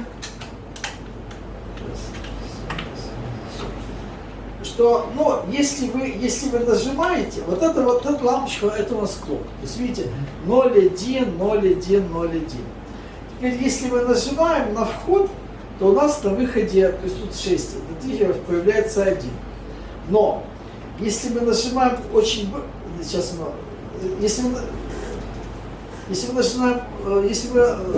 нажимаем очень быстро, то тут на вход 1 не пишется. Потому что у нас мы нажали внутри тактового сигнала. То есть оно не перешло через переход 0,1. Это не написалось. То есть оно пишется раз в такт, и в течение такта мы храним вот эту вот информацию. Надо 2 секунды ставить, чтобы проще не да, ставить. это можно, кстати. Временные диаграммы лучше показать. Да, ну тут можно на временных диаграммах. То есть, или же мы можем так нажать, а потом быстро отпустить ее. Но, то есть суть в том, что да, вот если вы. Да, не будет трудно. Но суть в том, что вот если у вас вот имеется такой такт, если вы нажмете внутри такта, то оно не запишется, а если оно перейдет вот через этот переход, то запишется. Вот теперь я покажу, почему это нам важно, что вы можете из этой конструкции строить всякие вещи типа конечных автоматов, конвейеров, счетчиков и так далее. Вот разберем простейший пример, что такое счетчик. Спасибо. Значит, вот поставим комбинационный сумматор, то есть схему, которая прибавляет 1. И поставим 2 D-триггера для того, чтобы хранить двухбитное значение. То есть здесь у нас это вот будем считать, это 2 триггера, они могут хранить 0, 1, 2, 3. Правильно? Допустим, сейчас в них хранится 0. Вот у нас этот 0 выходит из этих триггеров и путешествует к сумматору. То есть он вот идет сюда, пока что тут на входе стоит x, это вот что-то неизвестное, заходит сюда, пока у нас на выходе x, потому что оно еще не прошло через сумматор, прошло, теперь 1. Но этот 1 не входит до триггера, потому что еще не прошел положительный фон тактового сигнала. Okay? И вот он идет, проходит, и у нас проходит момент aperture, то есть этот D-триггер открывается. Aperture это когда вы в фотоаппарате открываете диафрагму, туда входит свет, и свет пишется вот на матрицу или на пленку. Точно так же вот этот 1 сейчас будет вписан в D-триггер, и теперь тут хранится 1. И точно так же этот 1 отсюда путешествует, делается 2, приходит фронт тактового сигнала, 2 пишется сюда, и вот так работает простая последовательностная схема. То есть последовательностная логика это sequential logic. То есть некоторые люди говорят последовательная логика, но в российской в литературе по схемотехнике вот появился термин последовательностная, означает, что логика последовательности состояний, элементов состояния. То есть это вот последовательность из 0, 1, 2, 3 в разных тактах. Вот. Теперь, когда у нас есть вот это, то теперь вопрос, как сделать, чтобы наш квадратик двигался по экрану. Вот это приплюсовать к координате. Да, вот прибавлять, делать счетчики, прибавлять это к координате. Но тут появляется несколько таких тонких проблем. Первое, да, то есть мы можем сделать, чтобы квадратик двигался, просто сделать счетчик и прибавить к нему сейчас я покажу код. Вот. То есть тут мы, тут мы инстанцировали модуль, так, плохой пример сейчас, хороший пример. Проблема в том, что у нас можно использовать slow clock и по slow clock сделать счетчик, но лучше использовать наш тактовый сигнал, который 27 МГц. Вот, я сейчас покажу просто, как это правильно делать. Значит, так, сейчас мы это вообще закроем, мне надо показывать на компьютере. Вот, значит, делается это следующим образом. Вначале мы делаем переменную, которая превратится в 20 D-триггеров, то есть в регистр из 20 D-триггеров. И мы пишем, значит, always FF, то есть всякий раз, когда клок меняется с нуля в единицу, положительный фронт клока. То есть у нас сброс, то мы ставим туда 0, а если у нас не сброс, то мы прибавляем туда единицу. То есть это счетчик. Теперь вопрос, что через сколько таких вот тактов 20-битный счетчик переполнится? Снова станет нулем. 2 в 20. 2 в 20 это сколько? Хорошее число. Сколько 2 в 10?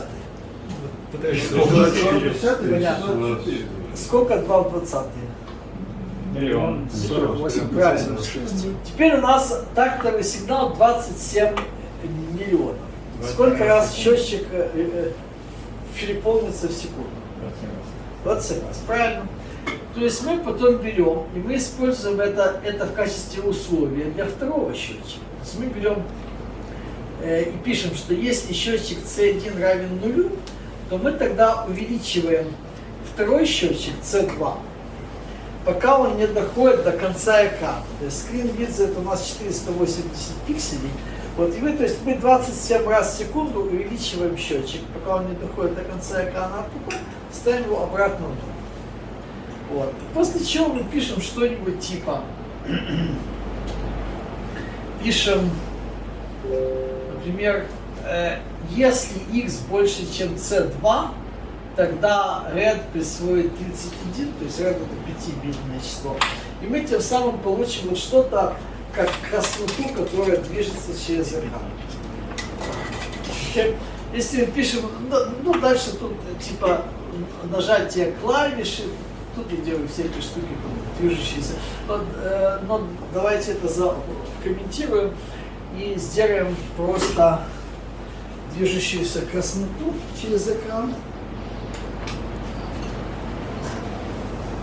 Так, сейчас сделаем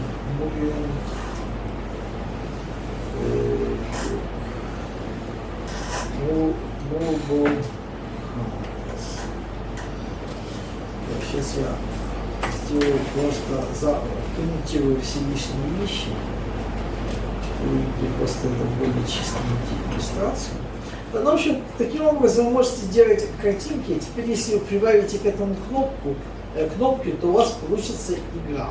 Причем игра, которая будет на экране безо всякого софтвера, без процессора. Чисто хардверная игра, как делали хардверные игры в начале 70-х годов с расхилой малости. Если сделать маленький квадратик и отражать его от краев, то получится полк. Лучше надпись DVD. Ну, это сейчас это модно сейчас, да. Но... Раньше люди развлекались проще. Мне нужна была надпись.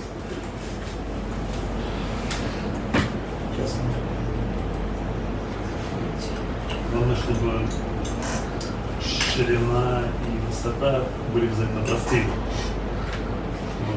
Чтобы интереснее было, Чтобы она везде полетела. Ну, да.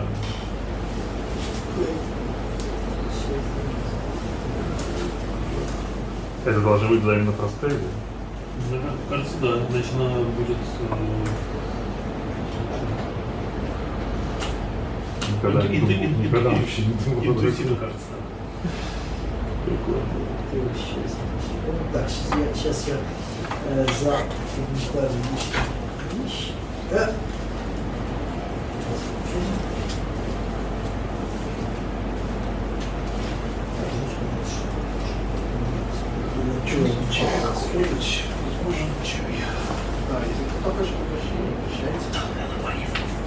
Чайник хочу скидать.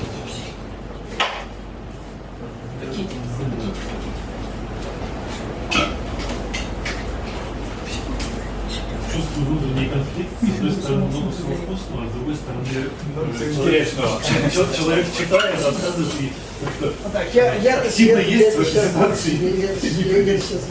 Сейчас это просто запишу, потому что кто внешне с клавиатурой не помнит, что внешне клавиатура. Здравствуйте, есть внешняя клавиатура?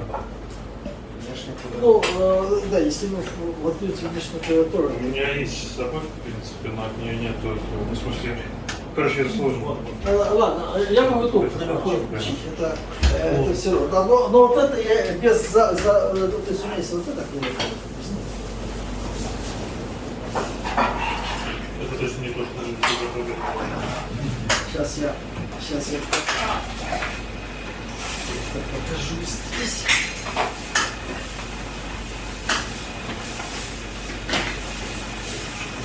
Не помню,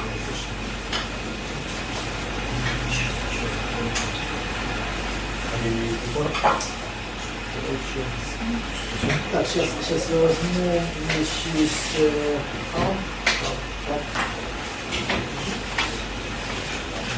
Проверить маленьких ноутбуков, мало ли есть квартал. мы делаем то, что нужно, он лежит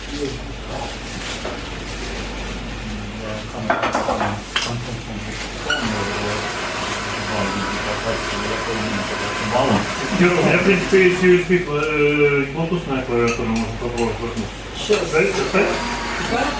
Bluetooth, Сейчас. Ну нет, я немного доставать. Нужна любая клавиатура. Я уже взял клавиатуру, мне нужно найти какой-то або,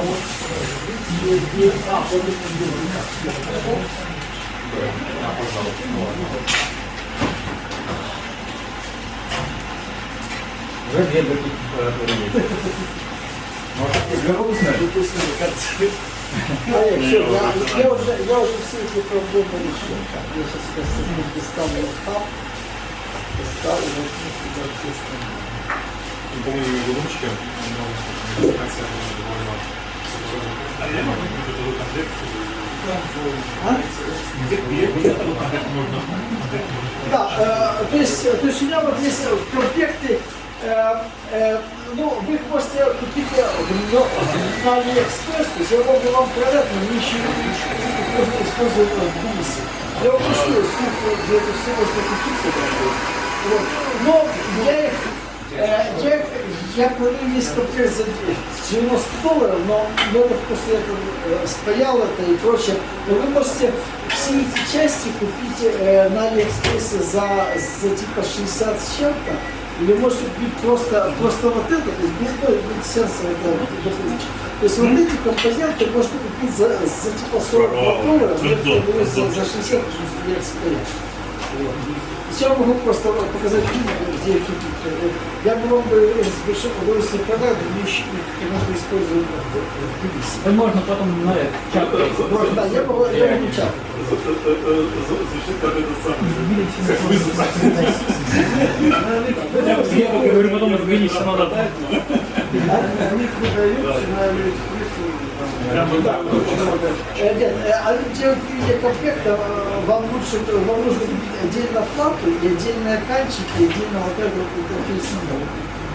Я покупал вместе комплект. Нет, все вместе у них нет, потому что все вместе это наши, так сказать, локальные изобретения. Да, но себестоимость 46. Я вам могу показать ссылки на все три компонента, вы можете заказать эти сюда. Есть? Спасибо, дорогие. Да-да. Ну, ты в паяльник как-то есть, но Да. там нужно будет чуть-чуть еще. Нет, в принципе, если вы только один желающий, я вам это могу продать. Вот. Потому что я думаю, что в Тбилиси там есть еще вот пара таких плат, и там, скорее всего, на всех хватит. Я просто это самое, у меня наличных с собой нет, а... Вы мне можете потом прислать с помощью там PayPal или же чего. То есть это не проблема. Ну, понятно. Да. Где-то решил. Ну, ты называешь мне потом в каком-то форме пришлите. Так, сейчас, одну секунду. Я, короче, сейчас... Давай. Так, сейчас я за...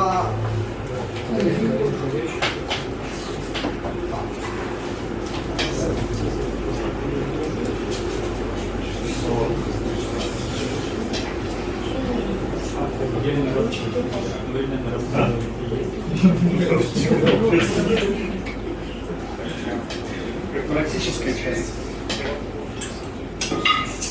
Но это нельзя, потому что неправильно федерация.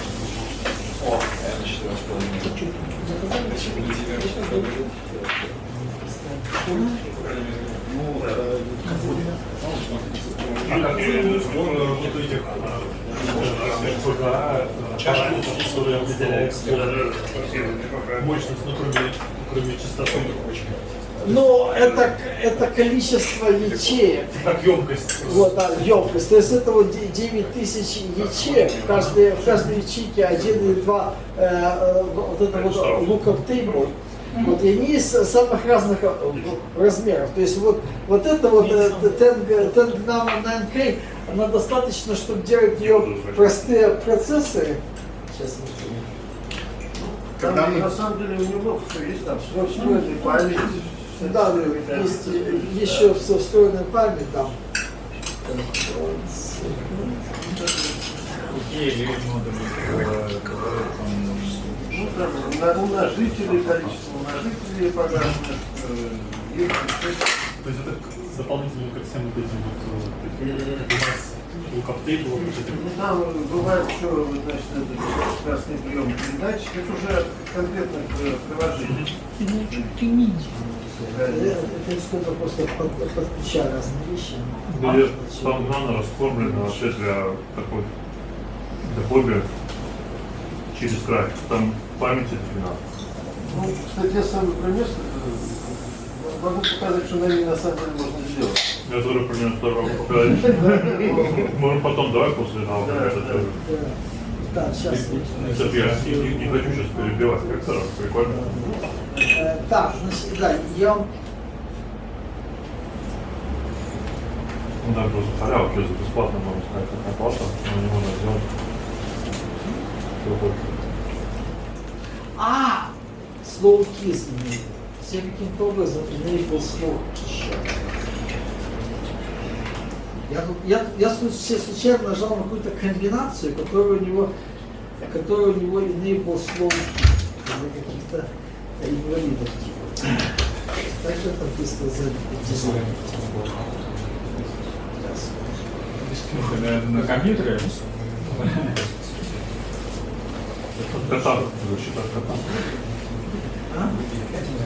По-моему, белом режим набирается. То, что надо. Как на андроиде включить это режим на слепых. Это сатанизм вообще. Его нельзя выйти просто никаких. У меня жена почему-то это умудряется делать постоянно. Я не знаю как. Она его не то в карман как особым образом. Да, я, короче, что-то в терминале сделал, это же ладно. Есть что-то, что VS Code, по-моему, нормально. Я потом разберу, что я тут нажал. Так, хорошо, значит, мы тогда сейчас возьмем этот Mobile Graphics. Так, да, вот VS Code, оно работает, оно по-моему, только в терминале какой-то фигни. Чем отличие, напомни, брелок системы брелок? А? В чем отличие брелока и системы брелока? То есть Верлок более современный, в нем есть всякие вот эти штуки, типа Ну, то есть система брелока все в развитии брелока? Или все-таки Да. брелока свои есть? Все.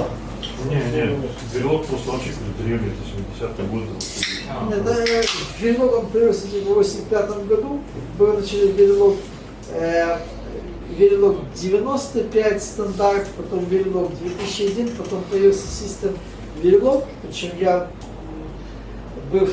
в то время работал в Хинопсисе, поэтому я видел, как это все происходило. Вот.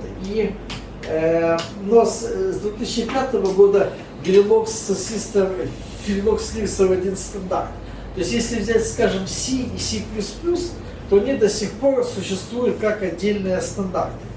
Вот. А Verilog не слились. Так, хорошо. Это я тут что-то в сигнале нажал, там VS Code, оно работает. Ребят, почему Always FF? вот. Я никак мнемонику не могу это расшифровать. Always FF это означает always flip. Flip-flop. Всё, До всё, этого понял. это было always, я могу сказать, чем это плохо. Вот видите. То есть до этого делалось always at postage clock. Но если мы писали, вот видите, вот эта вот краснота движется.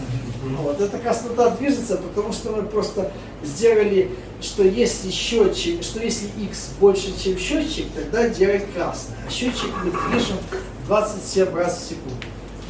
Да. Да. Короче, теперь если мы напишем чуть-чуть больше кода, то есть вы поняли, как это делать, то мы получим игру. Я вам покажу, как выглядит вот игра на таком дисплее. То есть если мы сделаем движущийся квадраты, то у нас получится вот такая вот игра. Напрашивается игра жизни. Да, игра жизни, но для игры жизни там нужно хранить все это поле, а можно сделать спрайтовую графику. То есть если кто-нибудь застал там всякие компьютеры типа, значит, MSX, Yamaha 80-х годов, которые были импортированы в СССР, там были игры с помощью спрайтовой графики, для чего не требуется фреймбаффер. И вот на Физбоге можно сделать вот такую игру, которую я использую как то, к чему приходят обучающиеся типа через пару дней обучения. Я вам сейчас покажу. То есть если вы учите традиционный курс, то там как правило таких графических игр нету. Ну, некоторые сейчас есть, вот, и есть в конце, но я думаю, что графику стоит использовать в самом начале, потому что люди могут изучать синтакс фейлога, просто рисуя всякие графические штуки. Вот. Я, кстати, предлагал это одному питерскому издательству, вот они взяли некого рецензента, который сказал, что учить по моему методу это типа в моих методах нет стержня, а стержень есть в курсе, который сделал человек по имени, вот видите, можно такие вот игры простые делать сразу после концепции Клока и с очень простым синтаксом, что вы типа ударяете один, а другой. Вот, это то, что... Да, так вот, короче, при мне было сказано, что в этих упражнениях нет стержня. А в качестве идеала был указан учебник, который написал основатель компании Digiland. Я забыл его имя, но он работал преподавателем в университете Вашингтона в конце 90-х годов, и он сделал некий курс, который был указан как образец крутого курса. Вот, но там проблема с этим курсом в том, что он плох и для хоббистов, и для профессионалов. Потому что для типа хоббистов вы в этом курсе в течение семестра, то есть вы в конце делаете великий проект, часы с 7-сегментным индикатором. То есть это что, человек покупает плату за там 350 или там $100 и через там, несколько месяцев делает часы. Но это же никого не впечатляет. Вот. А для профессионала там он не доходит до конвейерных вычислений. То есть там есть конечные автоматы. Вот. Я вам сейчас покажу следующий уровень. То есть мы только что прошли уровень последовательности логики, правильно? Но и это есть вот во всех традиционных курсах, то есть от гейта к конечному автомату. Но я сейчас вам покажу, что я спрашивал во время интервью в Samsung, что чем студенты плохо владеют. Потому что профессора не обновляли их программы, и не так в закостенелом состоянии не находятся.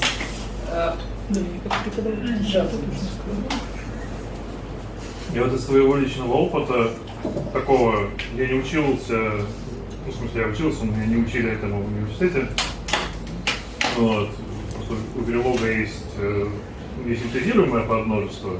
Вернее, он весь, собственно, не синтезируем, да, и есть маленькое синтезируемое подмножество. И очень большое количество курсов в то время, когда я искал информацию какую-то, оно как-то пропускало это совершенно сквозь пальцы. И все время начинается симуляция, все время все вещи отличаются. Эти вот были паунд-дилы, всякие. То, что для Икаруса, например, да, подойдет, но в жизни абсолютно неприменимо. И это так меня бесило, я помню, это просто было совершенно невозможно. Ну вот в этом курсе, который был указан как курс со стержнем, они еще тратят много времени на назначить паунд-дилей, то есть это вот искусственные задержки, но проблема в том, что эти задержки, они не синтезируемые, они используются только в тестах. А мы вот последние, еще с 90-х годов используется программа Static Timing Analysis, которая сама находит критический путь. Вот. И поэтому, что мы сейчас делаем, мы просто пишем дизайн и проверяем с помощью статического анализа тайминга, вписывается ли мы то, что мы написали, в такт. Если оно не вписывается, мы начинаем смотреть, что с этим делать. То ли что-то оптимизировать, то ли вставить в регистры. Вот. А В старых курсах там вводится, что там нужно эти дизайны симулировать с задержками, которые могут не соответствовать реальным физическим задержкам. То есть это бессмысленная какая-то активность. В принципе, прикольно, если какую-то логику разрабатываешь, что прогнать на простые примеры, по-моему, работает. Но когда ты вообще вот...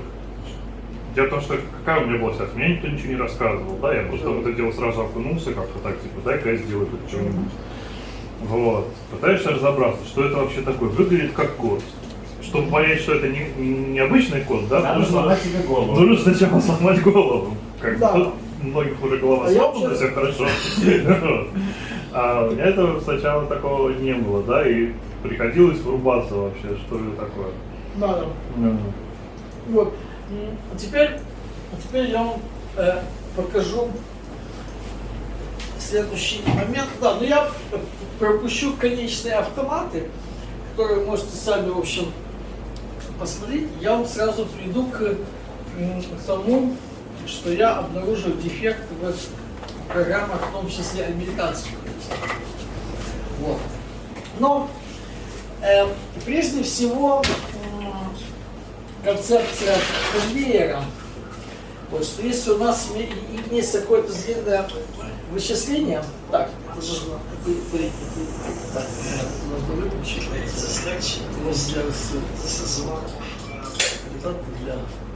Вот, то есть, если у вас есть какое-то длинное вычисление, которое состоит из частей F, G, H и длится длительное время, то у вас, если вы хотите увеличить частоту этого дизайна, то вы можете разрубить эту штуку,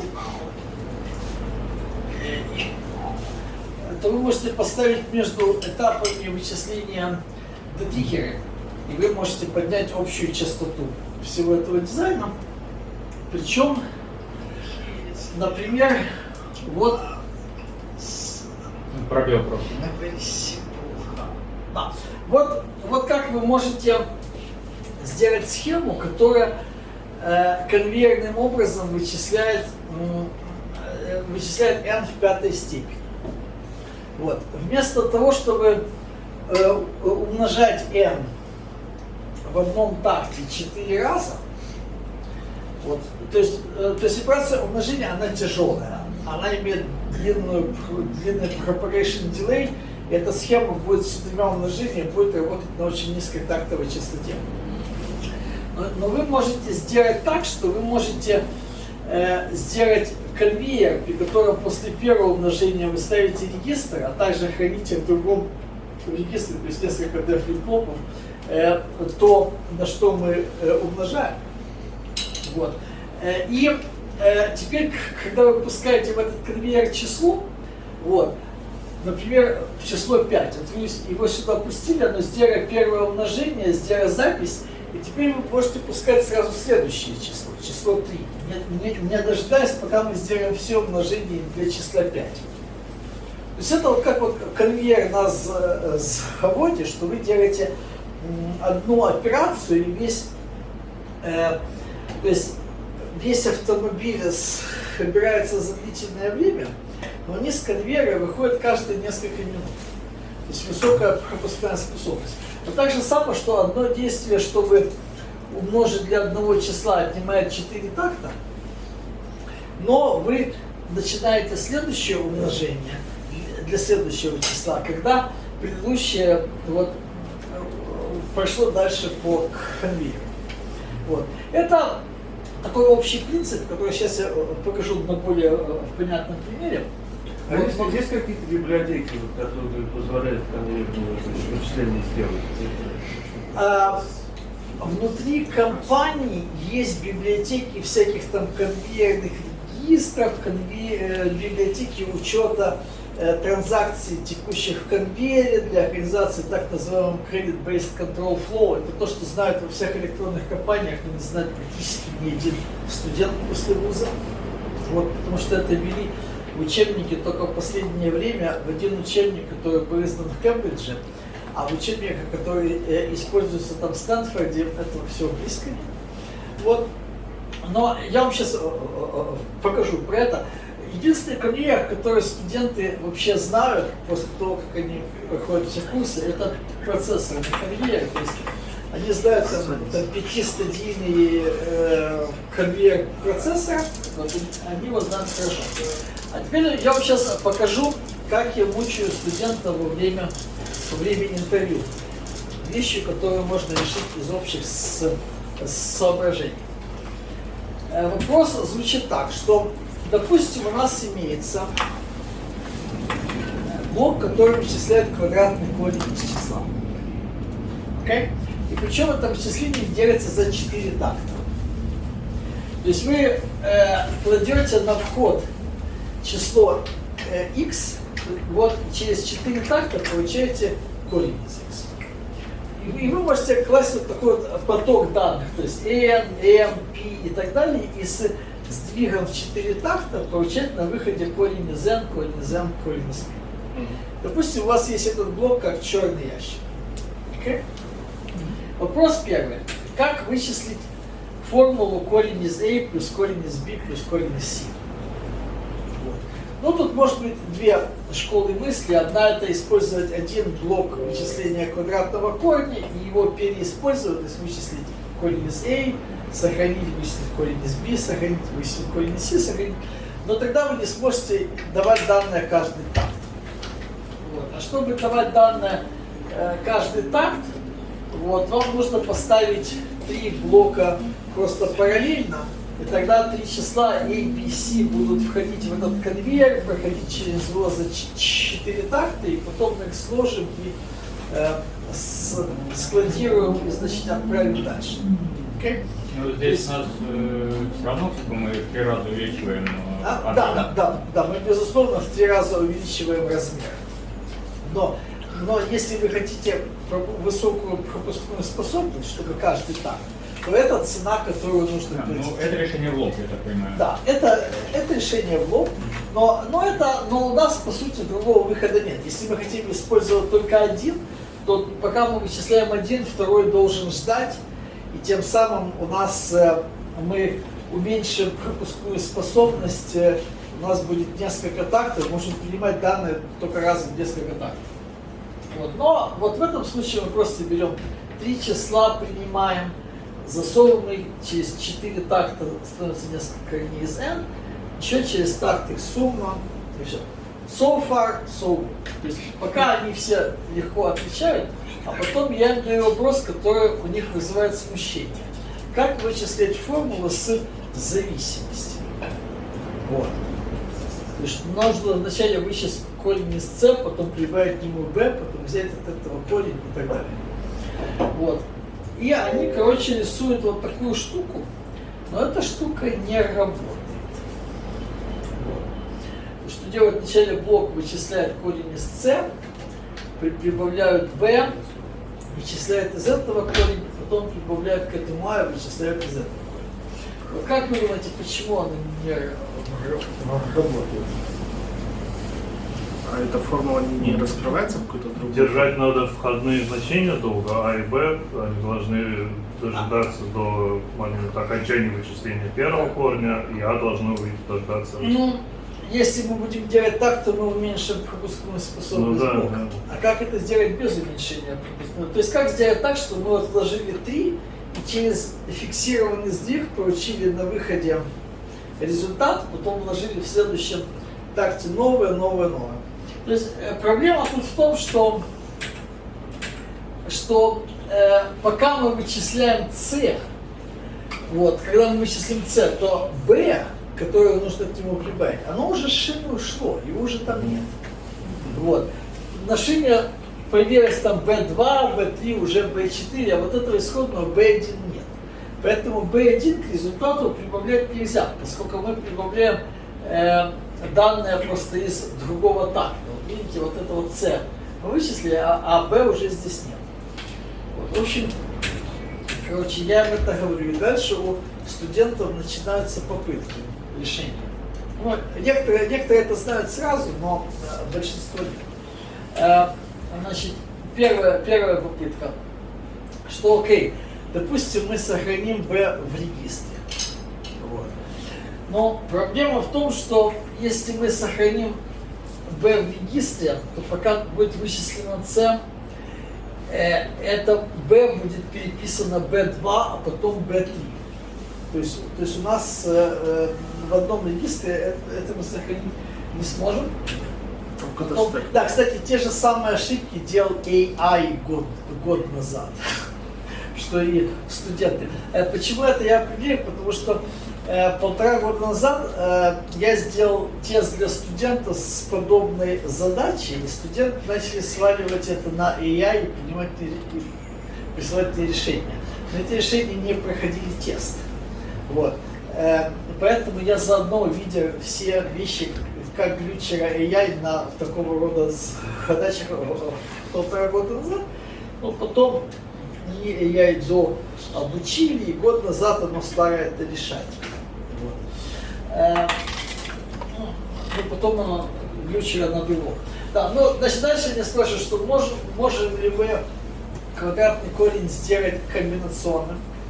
Вот я говорю, нет, это было бы слишком просто, потому что тогда бы у нас было много слоев логики и, следовательно, низкая тактовая частота. Вот. Тогда они спрашивают, могут ли они использовать конечный автомат, чтобы скармливать данные вот, операции квадратного корня по одному. Нет, нельзя, это уменьшит пропускную способность, потому что вы сможете тогда вталкивать в блок данные только раз в 12 тактов. То есть у вас будет меньше 12 тактов. Да, потом мне спрашивают, могу ли использовать Томасулу алгоритм.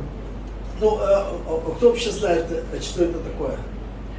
Значит, Томасула алгоритм это то, что у них, когда им показывают слайды про суперскалярные процессоры, они вот запоминают это оттуда. То есть такой вот курс компьютерной архитектуры, который, например, когда этот учебник Хеннесси Паттерсон перевели в издательстве «Питер» на русском, то они вообще выкинули оттуда аппендикс по верилогу, то есть они объясняли процессоры просто словами и диаграммами, но без того, чтобы студенты реализовали что-то своими руками. Вот я думал, что это только в издательстве такие люди, которые выкинули оттуда привязку к практике, но выяснилось, что есть и некоторые преподаватели, которые считают, что это хорошо, чтобы студенты могли поговорить о процессорах, но не могли их сделать. Вот, ну, короче, Томасула алгоритм это некоторый алгоритм, который придумали в 60-е годы Томасулу, инженеров компании IBM, для IBM 360-95. Вот, это такая довольно сложная схема. Но проблема в том, что для этой задачи эта схема, она слишком большая, она слишком тяжелая. Это примерно как если вам нужно вырыть канаву в саду с помощью лопаты, а вы вместо этого вызываете экскаватор. Вот. Потому что таких формул со зависимостью их в GPU навалом. Вот. Если делать ради каждой алгоритм Томасула, то тогда все будет. Вот. Короче, дальше я у них спрашиваю, что изучали ли они сдвиговые регистры, или там очереди FIFO, или еще какие-то. То есть любые объекты, которые, вы можете фактически построить просто несколько таких регистров и вот передавать из одного в другой и построить вот такую вот конструкцию. Вот это может быть либо сдвиговым регистром, либо вот очередью FIFO, либо вот эти, как он называется, циркулярный буфер. Вот. Ну, в общем, структуру, в которой вы закладываете C в этот блок, и пока вот эти C, вот, значит, там C1, потом C2, потом C3, C4, вот все идут вот, через этот блок, то тогда вот B вот, идут параллельно через либо сдвиговый регистр, либо через очередь, и потом они тут встречаются. Правильный результат корень из C1 с B1. Вот таким же образом вы вписываете такой сдвиговый регистр А, и потом А встречается с вычисленным значением корня из B плюс корень из c здесь. Вот. То есть вам нужно выстроить структуру, в которой разные ветки конвейера бы шли просто параллельно друг другу. Вот так вот решаются такого рода проблемы. Вот это уже мы приходим к уровню, который называется микроархитектурный уровень. То есть это как строить вещи там, для типа параллелизма с зависимостями между инструкциями. Вот. И это то, что нужно, если вы вот идете работать в Samsung, Nvidia, Apple, AMD, вот и так далее. И это нужно в ускорителях машинного обучения. Там вообще строится структура, которая называется систематический массив.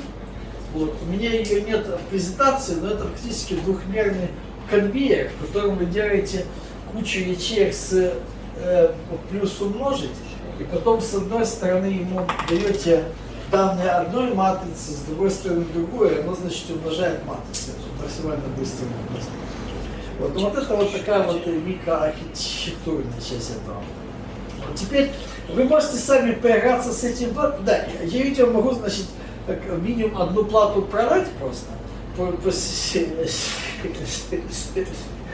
себестоимости с дискаунтом. Или вы можете это, то есть мне не будут нужны в Блисе, но в Блисе есть еще 3 платы. То есть там мы как-то разберемся. Вот, или вы можете ее просто заказать, значит, с Алиэкспресса и припаять к ней пины сами. Вот. Но еще одну вещь, которую... про тайный тайп-аут я вам сказал, но, в общем, вот на сайте Verilog Meetup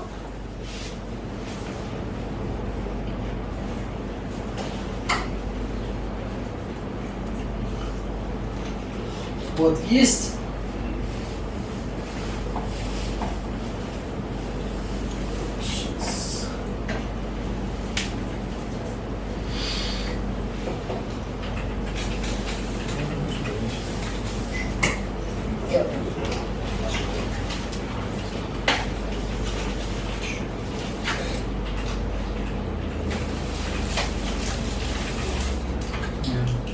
вот, да, сейчас я вам... Там была подсказка, но это журнал Шика, да?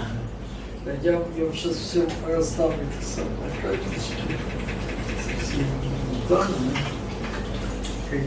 Да, вот у меня есть вот такой вот сайт Verilog Meetup. Вот здесь есть инструкция, как взять вот схему из нашей инфраструктуры и сделать из нее ASIC, то есть Moving Pure Design. Вот, то есть у Tiny Tapeout, которая делает вот этот самый сервис по деланию ASIC, у них есть репозитория с GitHub Action, то есть все, что вам нужно сделать, вам нужно сделать темплейт. Вам нужно использовать их темплейт для вашей репозитории. А потом поменять файлы, сделать чекин, и оно сделает автоматический синтез. Вот.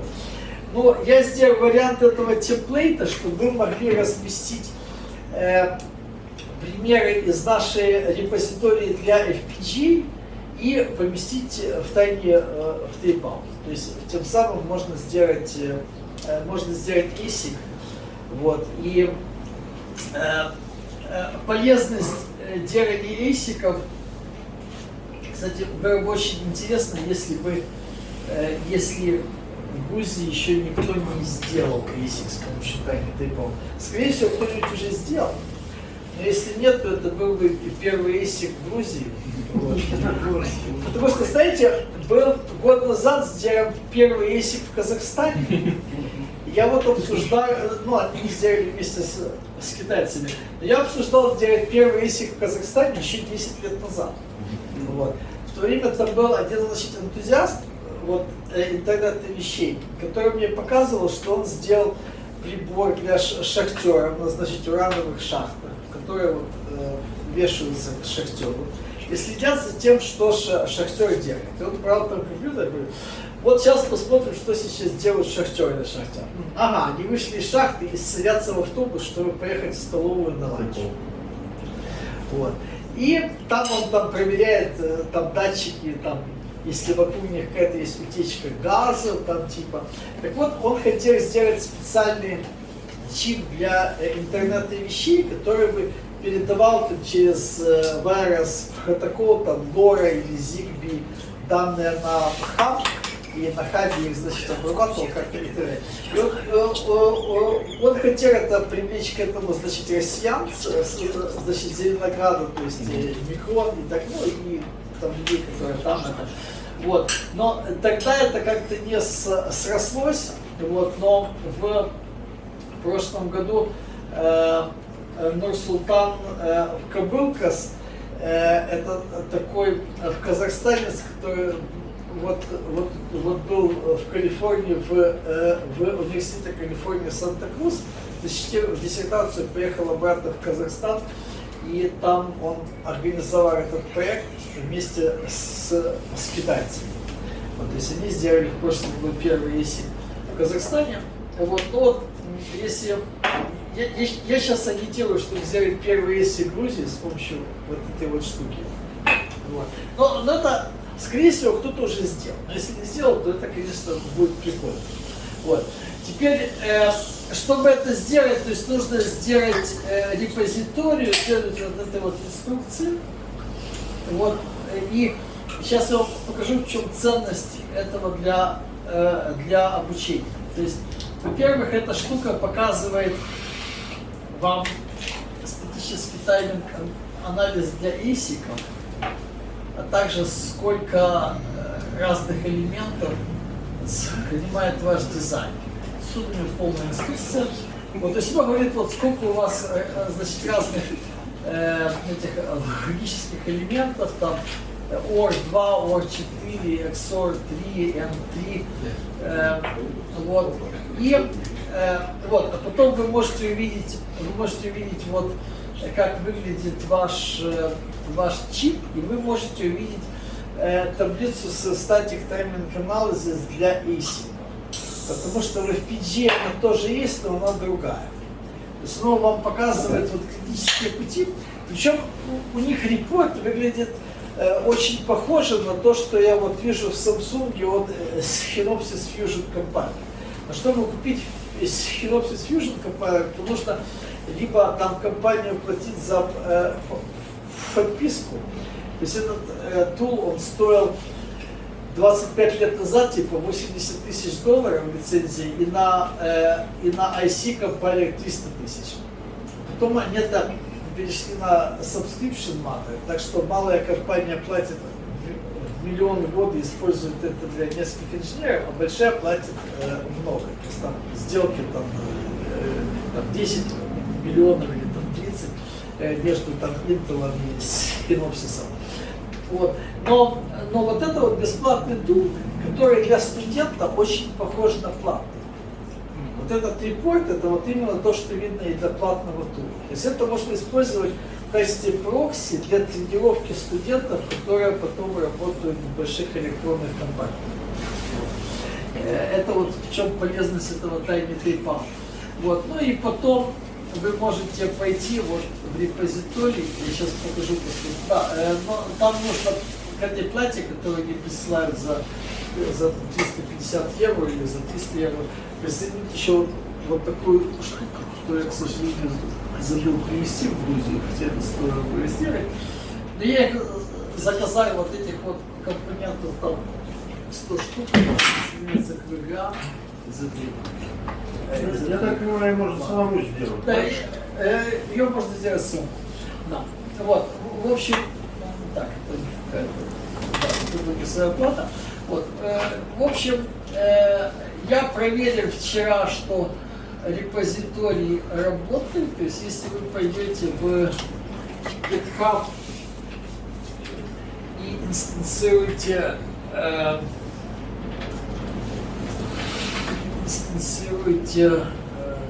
сейчас.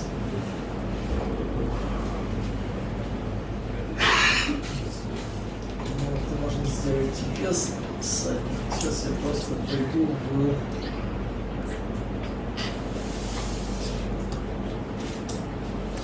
Сейчас я просто...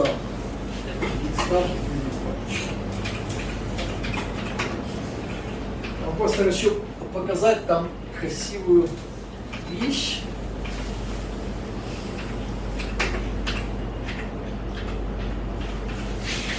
Как вы можете видеть чип 3D. Вот моя история.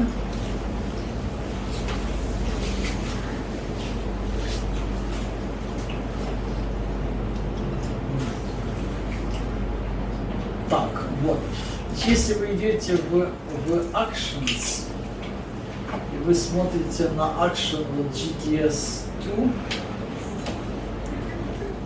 2, то вы идете в так, GDS, вы идете в Viewer Artifacts. Если вы идете в PS, это сейчас Viewer, так, где называется Artifacts. Короче, тут можно поручить файлы, которые он производит. Так, Хочешь, чтобы злодеились. Так, сейчас, я просто смотрю, где находится Pages для этого дела. Так, Pages у них находится, по-моему, Settings. Так, а кто помнит, как для данной репозитории посмотреть Pages?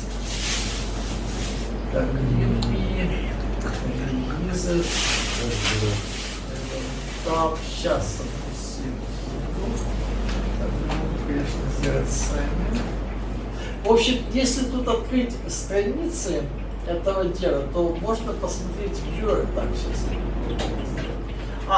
Я сейчас просто переключу. По имени репу просто, если ваше имя GitHub.io / репу может быть так, потому что без сайта, наверное, не посмотреть. Вполне. Так, хорошо. Сейчас.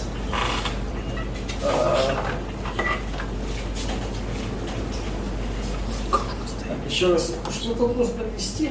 Ну, как вот было, как ваш обычный Юрий Панчул, да, GitHub.io, потом /test.tt, вот это. Но мне кажется, что по умолчанию будет называться так. Да. Но я не помню, честно. Ну ладно, это самое ситуация. Да, вот сейчас вот сюда GitHub.io приписать после имени. Да. Так, где здесь писать? Вот после вашего имени, после Панчу, точка теперь GitHub.io. Попробуйте так. Окей.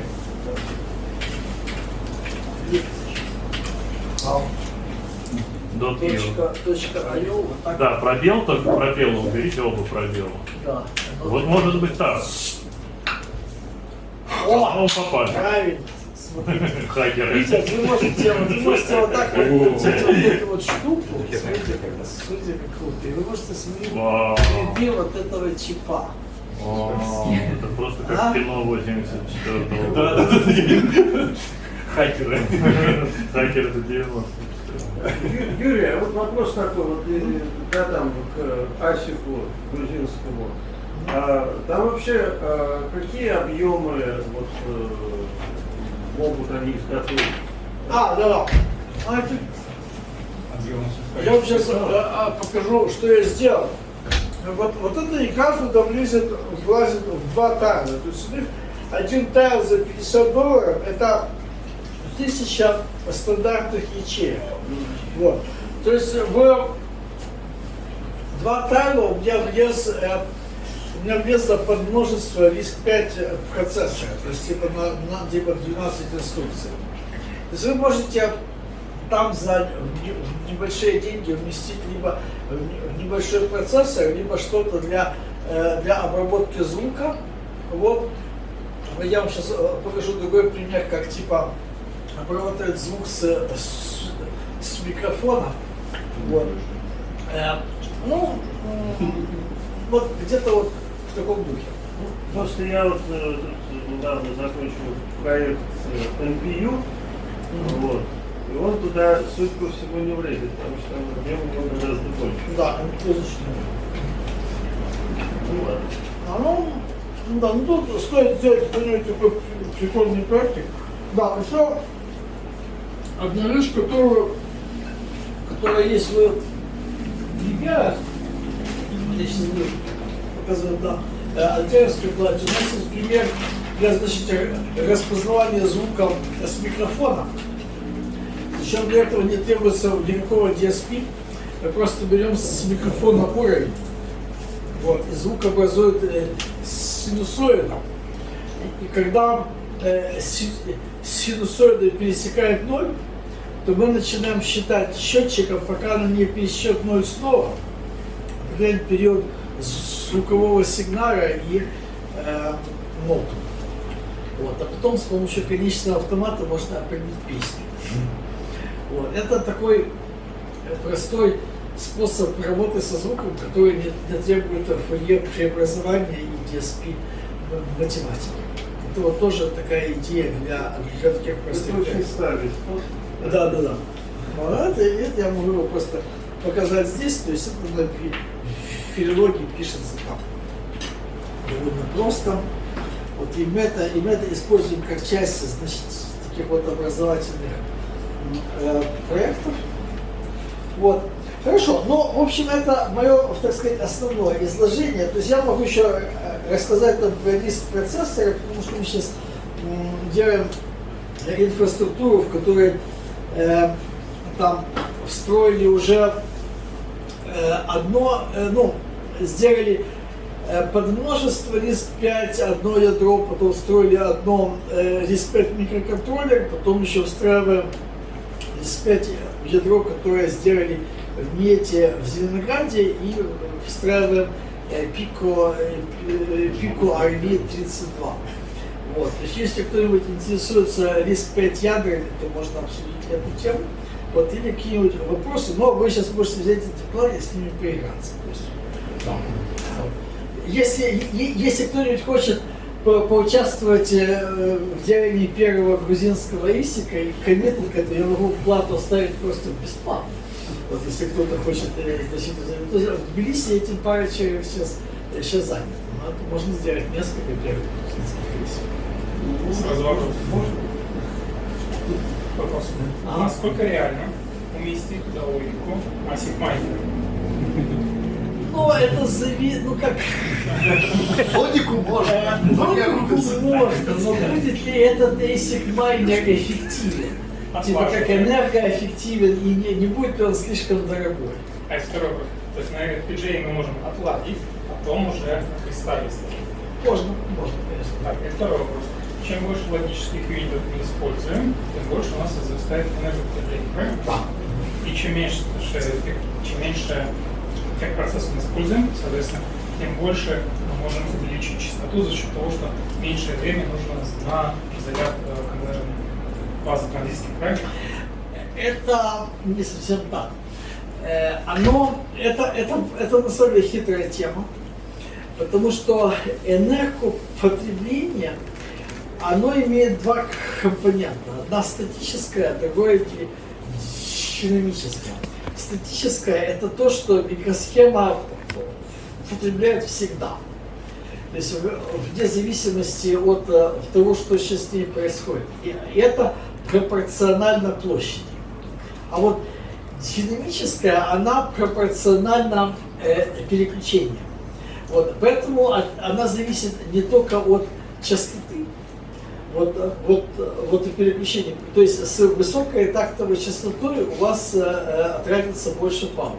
Но она также и зависит от того, как вы используете вашу логику.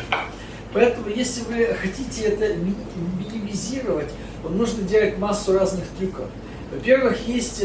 Во-первых, вам нужно вот в каждом always блоке писать там не просто там Q присвоить D, а присвоить типа if reset, вот потом else if valid Q присвоить D. И вот этот вот valid у вас сигнал, он должен просто вам говорить, что если это вычисление нужно делать.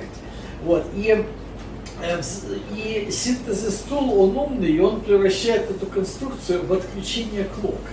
То есть когда у вас клок отключен, то у вас не тратится энергия. Вот это делается на микроуровне. Потом идет средний уровень. На среднем уровне вот мой блок разбит на кучу подблоков.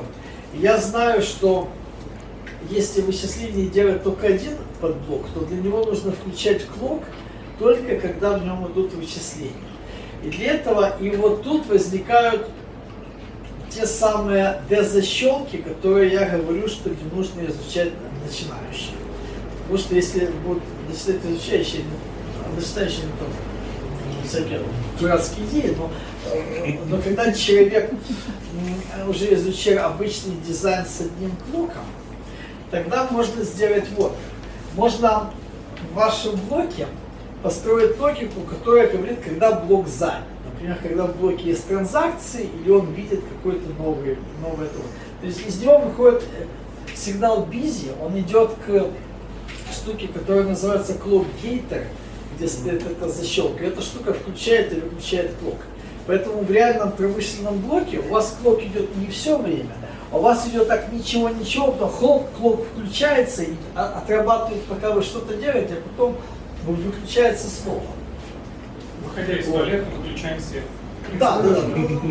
Вот ровно так. Вот там есть один нюанс, что когда вы выходите из туалета и выключаете свет, вам нужно помнить, что свет должен быть включен, когда вы переключаете переключатель. То есть последний такт, после этого клок должен быть, чтобы помнить, чтобы это выключили. Вот. Там еще 5 человек уже до конвейера. Да, там есть еще клок экстерн. Клок экстерн, это то, что называется. Вот. Потом еще на высшем уровне есть еще такое power management. То есть вы можете просто взять и вырубить для некоторого блока не только клок, но и вообще все к нему напряжение вырубить, чтобы оно там не тратило вообще. Но там начинаются всякие вещи с, значит, isolation cell. То есть если вы типа выключаете вообще не просто клок, а вот энергию для какого-то подблока, то вам нужно, чтобы там осталось, эту тему я уже знаю плохо, но там нужно каким-то образом ограничить это от других частей чипа, чтобы... Ну это если чип поддерживает, а если не поддерживает, такое сделать не получится. Да как? Если чип такой поддерживает. Да, если чип это поддерживает. Так, по поводу поддержки, вот то, что сейчас вот вы рассказываете, это к казикам применимо или в FPGA тоже? Это касик. Потому что я что-то вот... Я такое слышал. В FPGA ограниченно применим клок-гейтинг, но вообще вся эта кухня в основном для ASIC-ов. Вот. Потом еще в ASIC-ах используется такая штука, которая называется Adjustable Voltage and Frequency. Вот. Дело в том, что у вас иногда, то есть если частота ниже, то вы тратите меньше энергии. Поэтому в телефоне, когда телефон спит, тогда можно просто снизить частоту, вот, а ее повысить, когда вот человек играет там, в 3D-шутинг, например, то есть в компьютерную игру. И также частота, да, еще есть voltage, то есть в зависимости от напряжения, если его снизить, то тоже будет экономия, но если его снизить, то оно начнет глючить, поэтому делается даже такая штука, как трейнинг, когда эта штука определяет, на каком напряжении она перестает глючить. Но это такая очень такая... В процессе работы или в процессе проектирования? А? В процессе проектирования или в процессе работы? В процессе работы. То есть этот тренинг, когда оно включается, то оно определяет, исходя из, так сказать, внешних условий, а эти все вещи зависят, например, от температуры. Вот, то он зависит, что на каком напряжении, на какой частоте оно не глючит. Но я эти темы плохо знаю, я просто вот говорю с... Но это уже не получится отводить на FPGA. То есть, Да, у нас, значит, FPGA мы отваживаем только функциональную часть, то есть только поведение от так. А эти вещи это уже чисто, значит, ASIC-овые вещи, которые отлаживают physical design team. А вот еще по поводу перехода в ASIC перевод проекта. Когда мы считаем вот технические пути применительно к ASIC уже, Да. мы при этом должны учитывать специфику техпроцесса или вообще даже... Должны, естественно. Это все Точнее так, не техпроцесс только само собой техпроцесс. разумеется. Техпроцесс само собой разумеется. А я имею в виду, что вот архитектуру какого-то, вот, технологии производства конкретного, я не знаю, подгруппы ASIC. Вот мы решили использовать ASIC вот такого типа вот здесь, и тогда для него какие-то решения будут занимать такие-то длительности. Там оно все очень специфично. Более того, static timing analysis вычисляется не один раз, он вычисляется много раз на разных стадиях проектирования, когда мы меняем, например, соединение разных блоков. Потому что задержка, она была в 90-е годы зависела в основном от задержек на транзисторах, но сейчас она в высокой степени зависима от соединений, всяких там паразитных емкостей. Ну, и 90-е зависит, даже на FPGA, потому что, когда я, в 96-м году, по-моему, я начал этим делом заниматься, ну и тогда, и я помню, что вот эти вылавливали вот эти все штуки активно. Но это physical design. То есть вот цель вот меня, как значит, хотел, я вам эту часть не покажу, но это тоже есть у меня на слайдах. Да, я пока не забыл, я вам всем дам карточки, на которых эти слайды есть. Вот. И Physical Design Team, вот, они, вот тут у меня есть как устроена команда. Вот, то есть для меня, как для артел-дизайнера, нужно сделать разбивку по тактам. Если Physical Design Team говорит, что что-то не влазит в такт, то мне нужно с этим что-то сделать. То есть изменить микроархитектуру. Это вот вообще организация работы в компании, то есть организация двухмерная. То есть у нас есть в компании разные отделы, то есть моделирование, вот артел дизайн, это, собственно, перелог, design verification, то есть писание тестов, physical design, это вот эти вот физические эффекты, которые мы обсуждали. Вот есть software stack, это взаимодействие чипа с софтвером. И для каждого блока делается еще мини-группа, в которую входят представители из этих разных отделов. То есть вот есть вот отдел дизайна, физического дизайна, верификации, моделирования. И вот каждый из них, например, вот, мой блок это один из там примерно 30 разных блоков. Вот, и у нас как бы образуется мини-группа из 7-9 человек. Мы отлаживаем разные, значит, аспекты вместе. Вот, и да, то есть вот микроархитект, вот это это мы строим такие вот штуки из конвейеров, вот, и так далее. Вот, пишется такого рода код, вот, отлаживается в симуляции.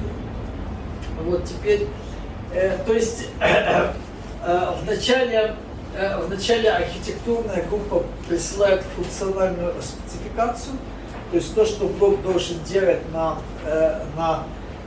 уровне транзакций, типа что транзакция это может быть, скажем, в GPU вот координаты треугольника, в процессоре может быть инструкция или запрос на load store, то есть чтение или запись. В сетевом чипе это может быть трансфер в пакете. Вот. Ну, вот приходит такой документ функциональная спецификация, потом на основе нее пишется модель на C, пишется вот Verilog, вот пишутся тесты, которые сравнивают, то есть делают последовательности тестов, которые сравнивают, как на одно и то же реагирует модель на C и RTL. Потом пишется функциональное покрытие, это проверки, что тесты покрывают все сценарии, озвученные в тестовом плане, то есть в плане тестирования. Потом мы это все вместе отлаживаем на логическом уровне, то есть здесь настраивания нет. Вот. И отдельная область это вот, физический дизайн, где решаются вот эти вещи, которые мы обсуждаем. И есть вот отладка вот между мной как блок Microarchitect и Physical Design Team, вот отладка на физическом уровне, вот тайминга и вот всех этих эффектов. Вот. А вот это вот рекомендуемая литература, вот эту книжку. Я как вот приехал в Россию в 2011 году и увидел там некий разброд из шатания, я предложил просто перевести предыдущую редакцию вот этой книжки на русский язык. Вот, и она сейчас внедрена за последние 10 лет в кучу российских вузов. Вот. Это полезная книжка, хотя она не доходит до вот этих конвейеров и файфов, но разную базу типа основы перелога, там гейты, дефлип-флоп и вот прочее, а также простой процессор, она описывает достаточно адекватно. Вот да, то есть это конец этой презентации. Вот, хорошо, значит, да. Короче, ну, вы можете задавать вопросы, вот, значит, можно поиграться с разными платами, вот. Да, то есть если вы это сейчас, то есть если вы купите это и еще купите еще один компонент, то это то, что надо. Это вот да, вот эти кнопки, оно стоит $1 с чем-то, то есть это мелкая фигня. Вот. И, то есть, но вот этот стаканчик я его покупаю отдельно. Вот. Дешевле на примерно $1, потому что я покупаю там типа там, сотнями. Ну я понял. Да. Так, сейчас вот.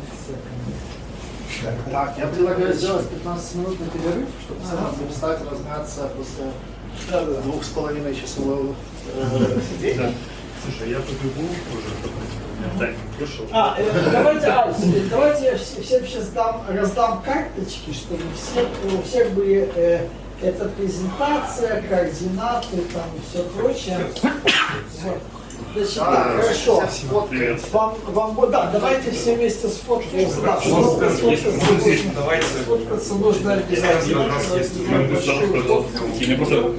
Так, вам можете взять карточку или такую, как вам больше нравится. Короче, всем вот я предлагаю взять карточку. Можно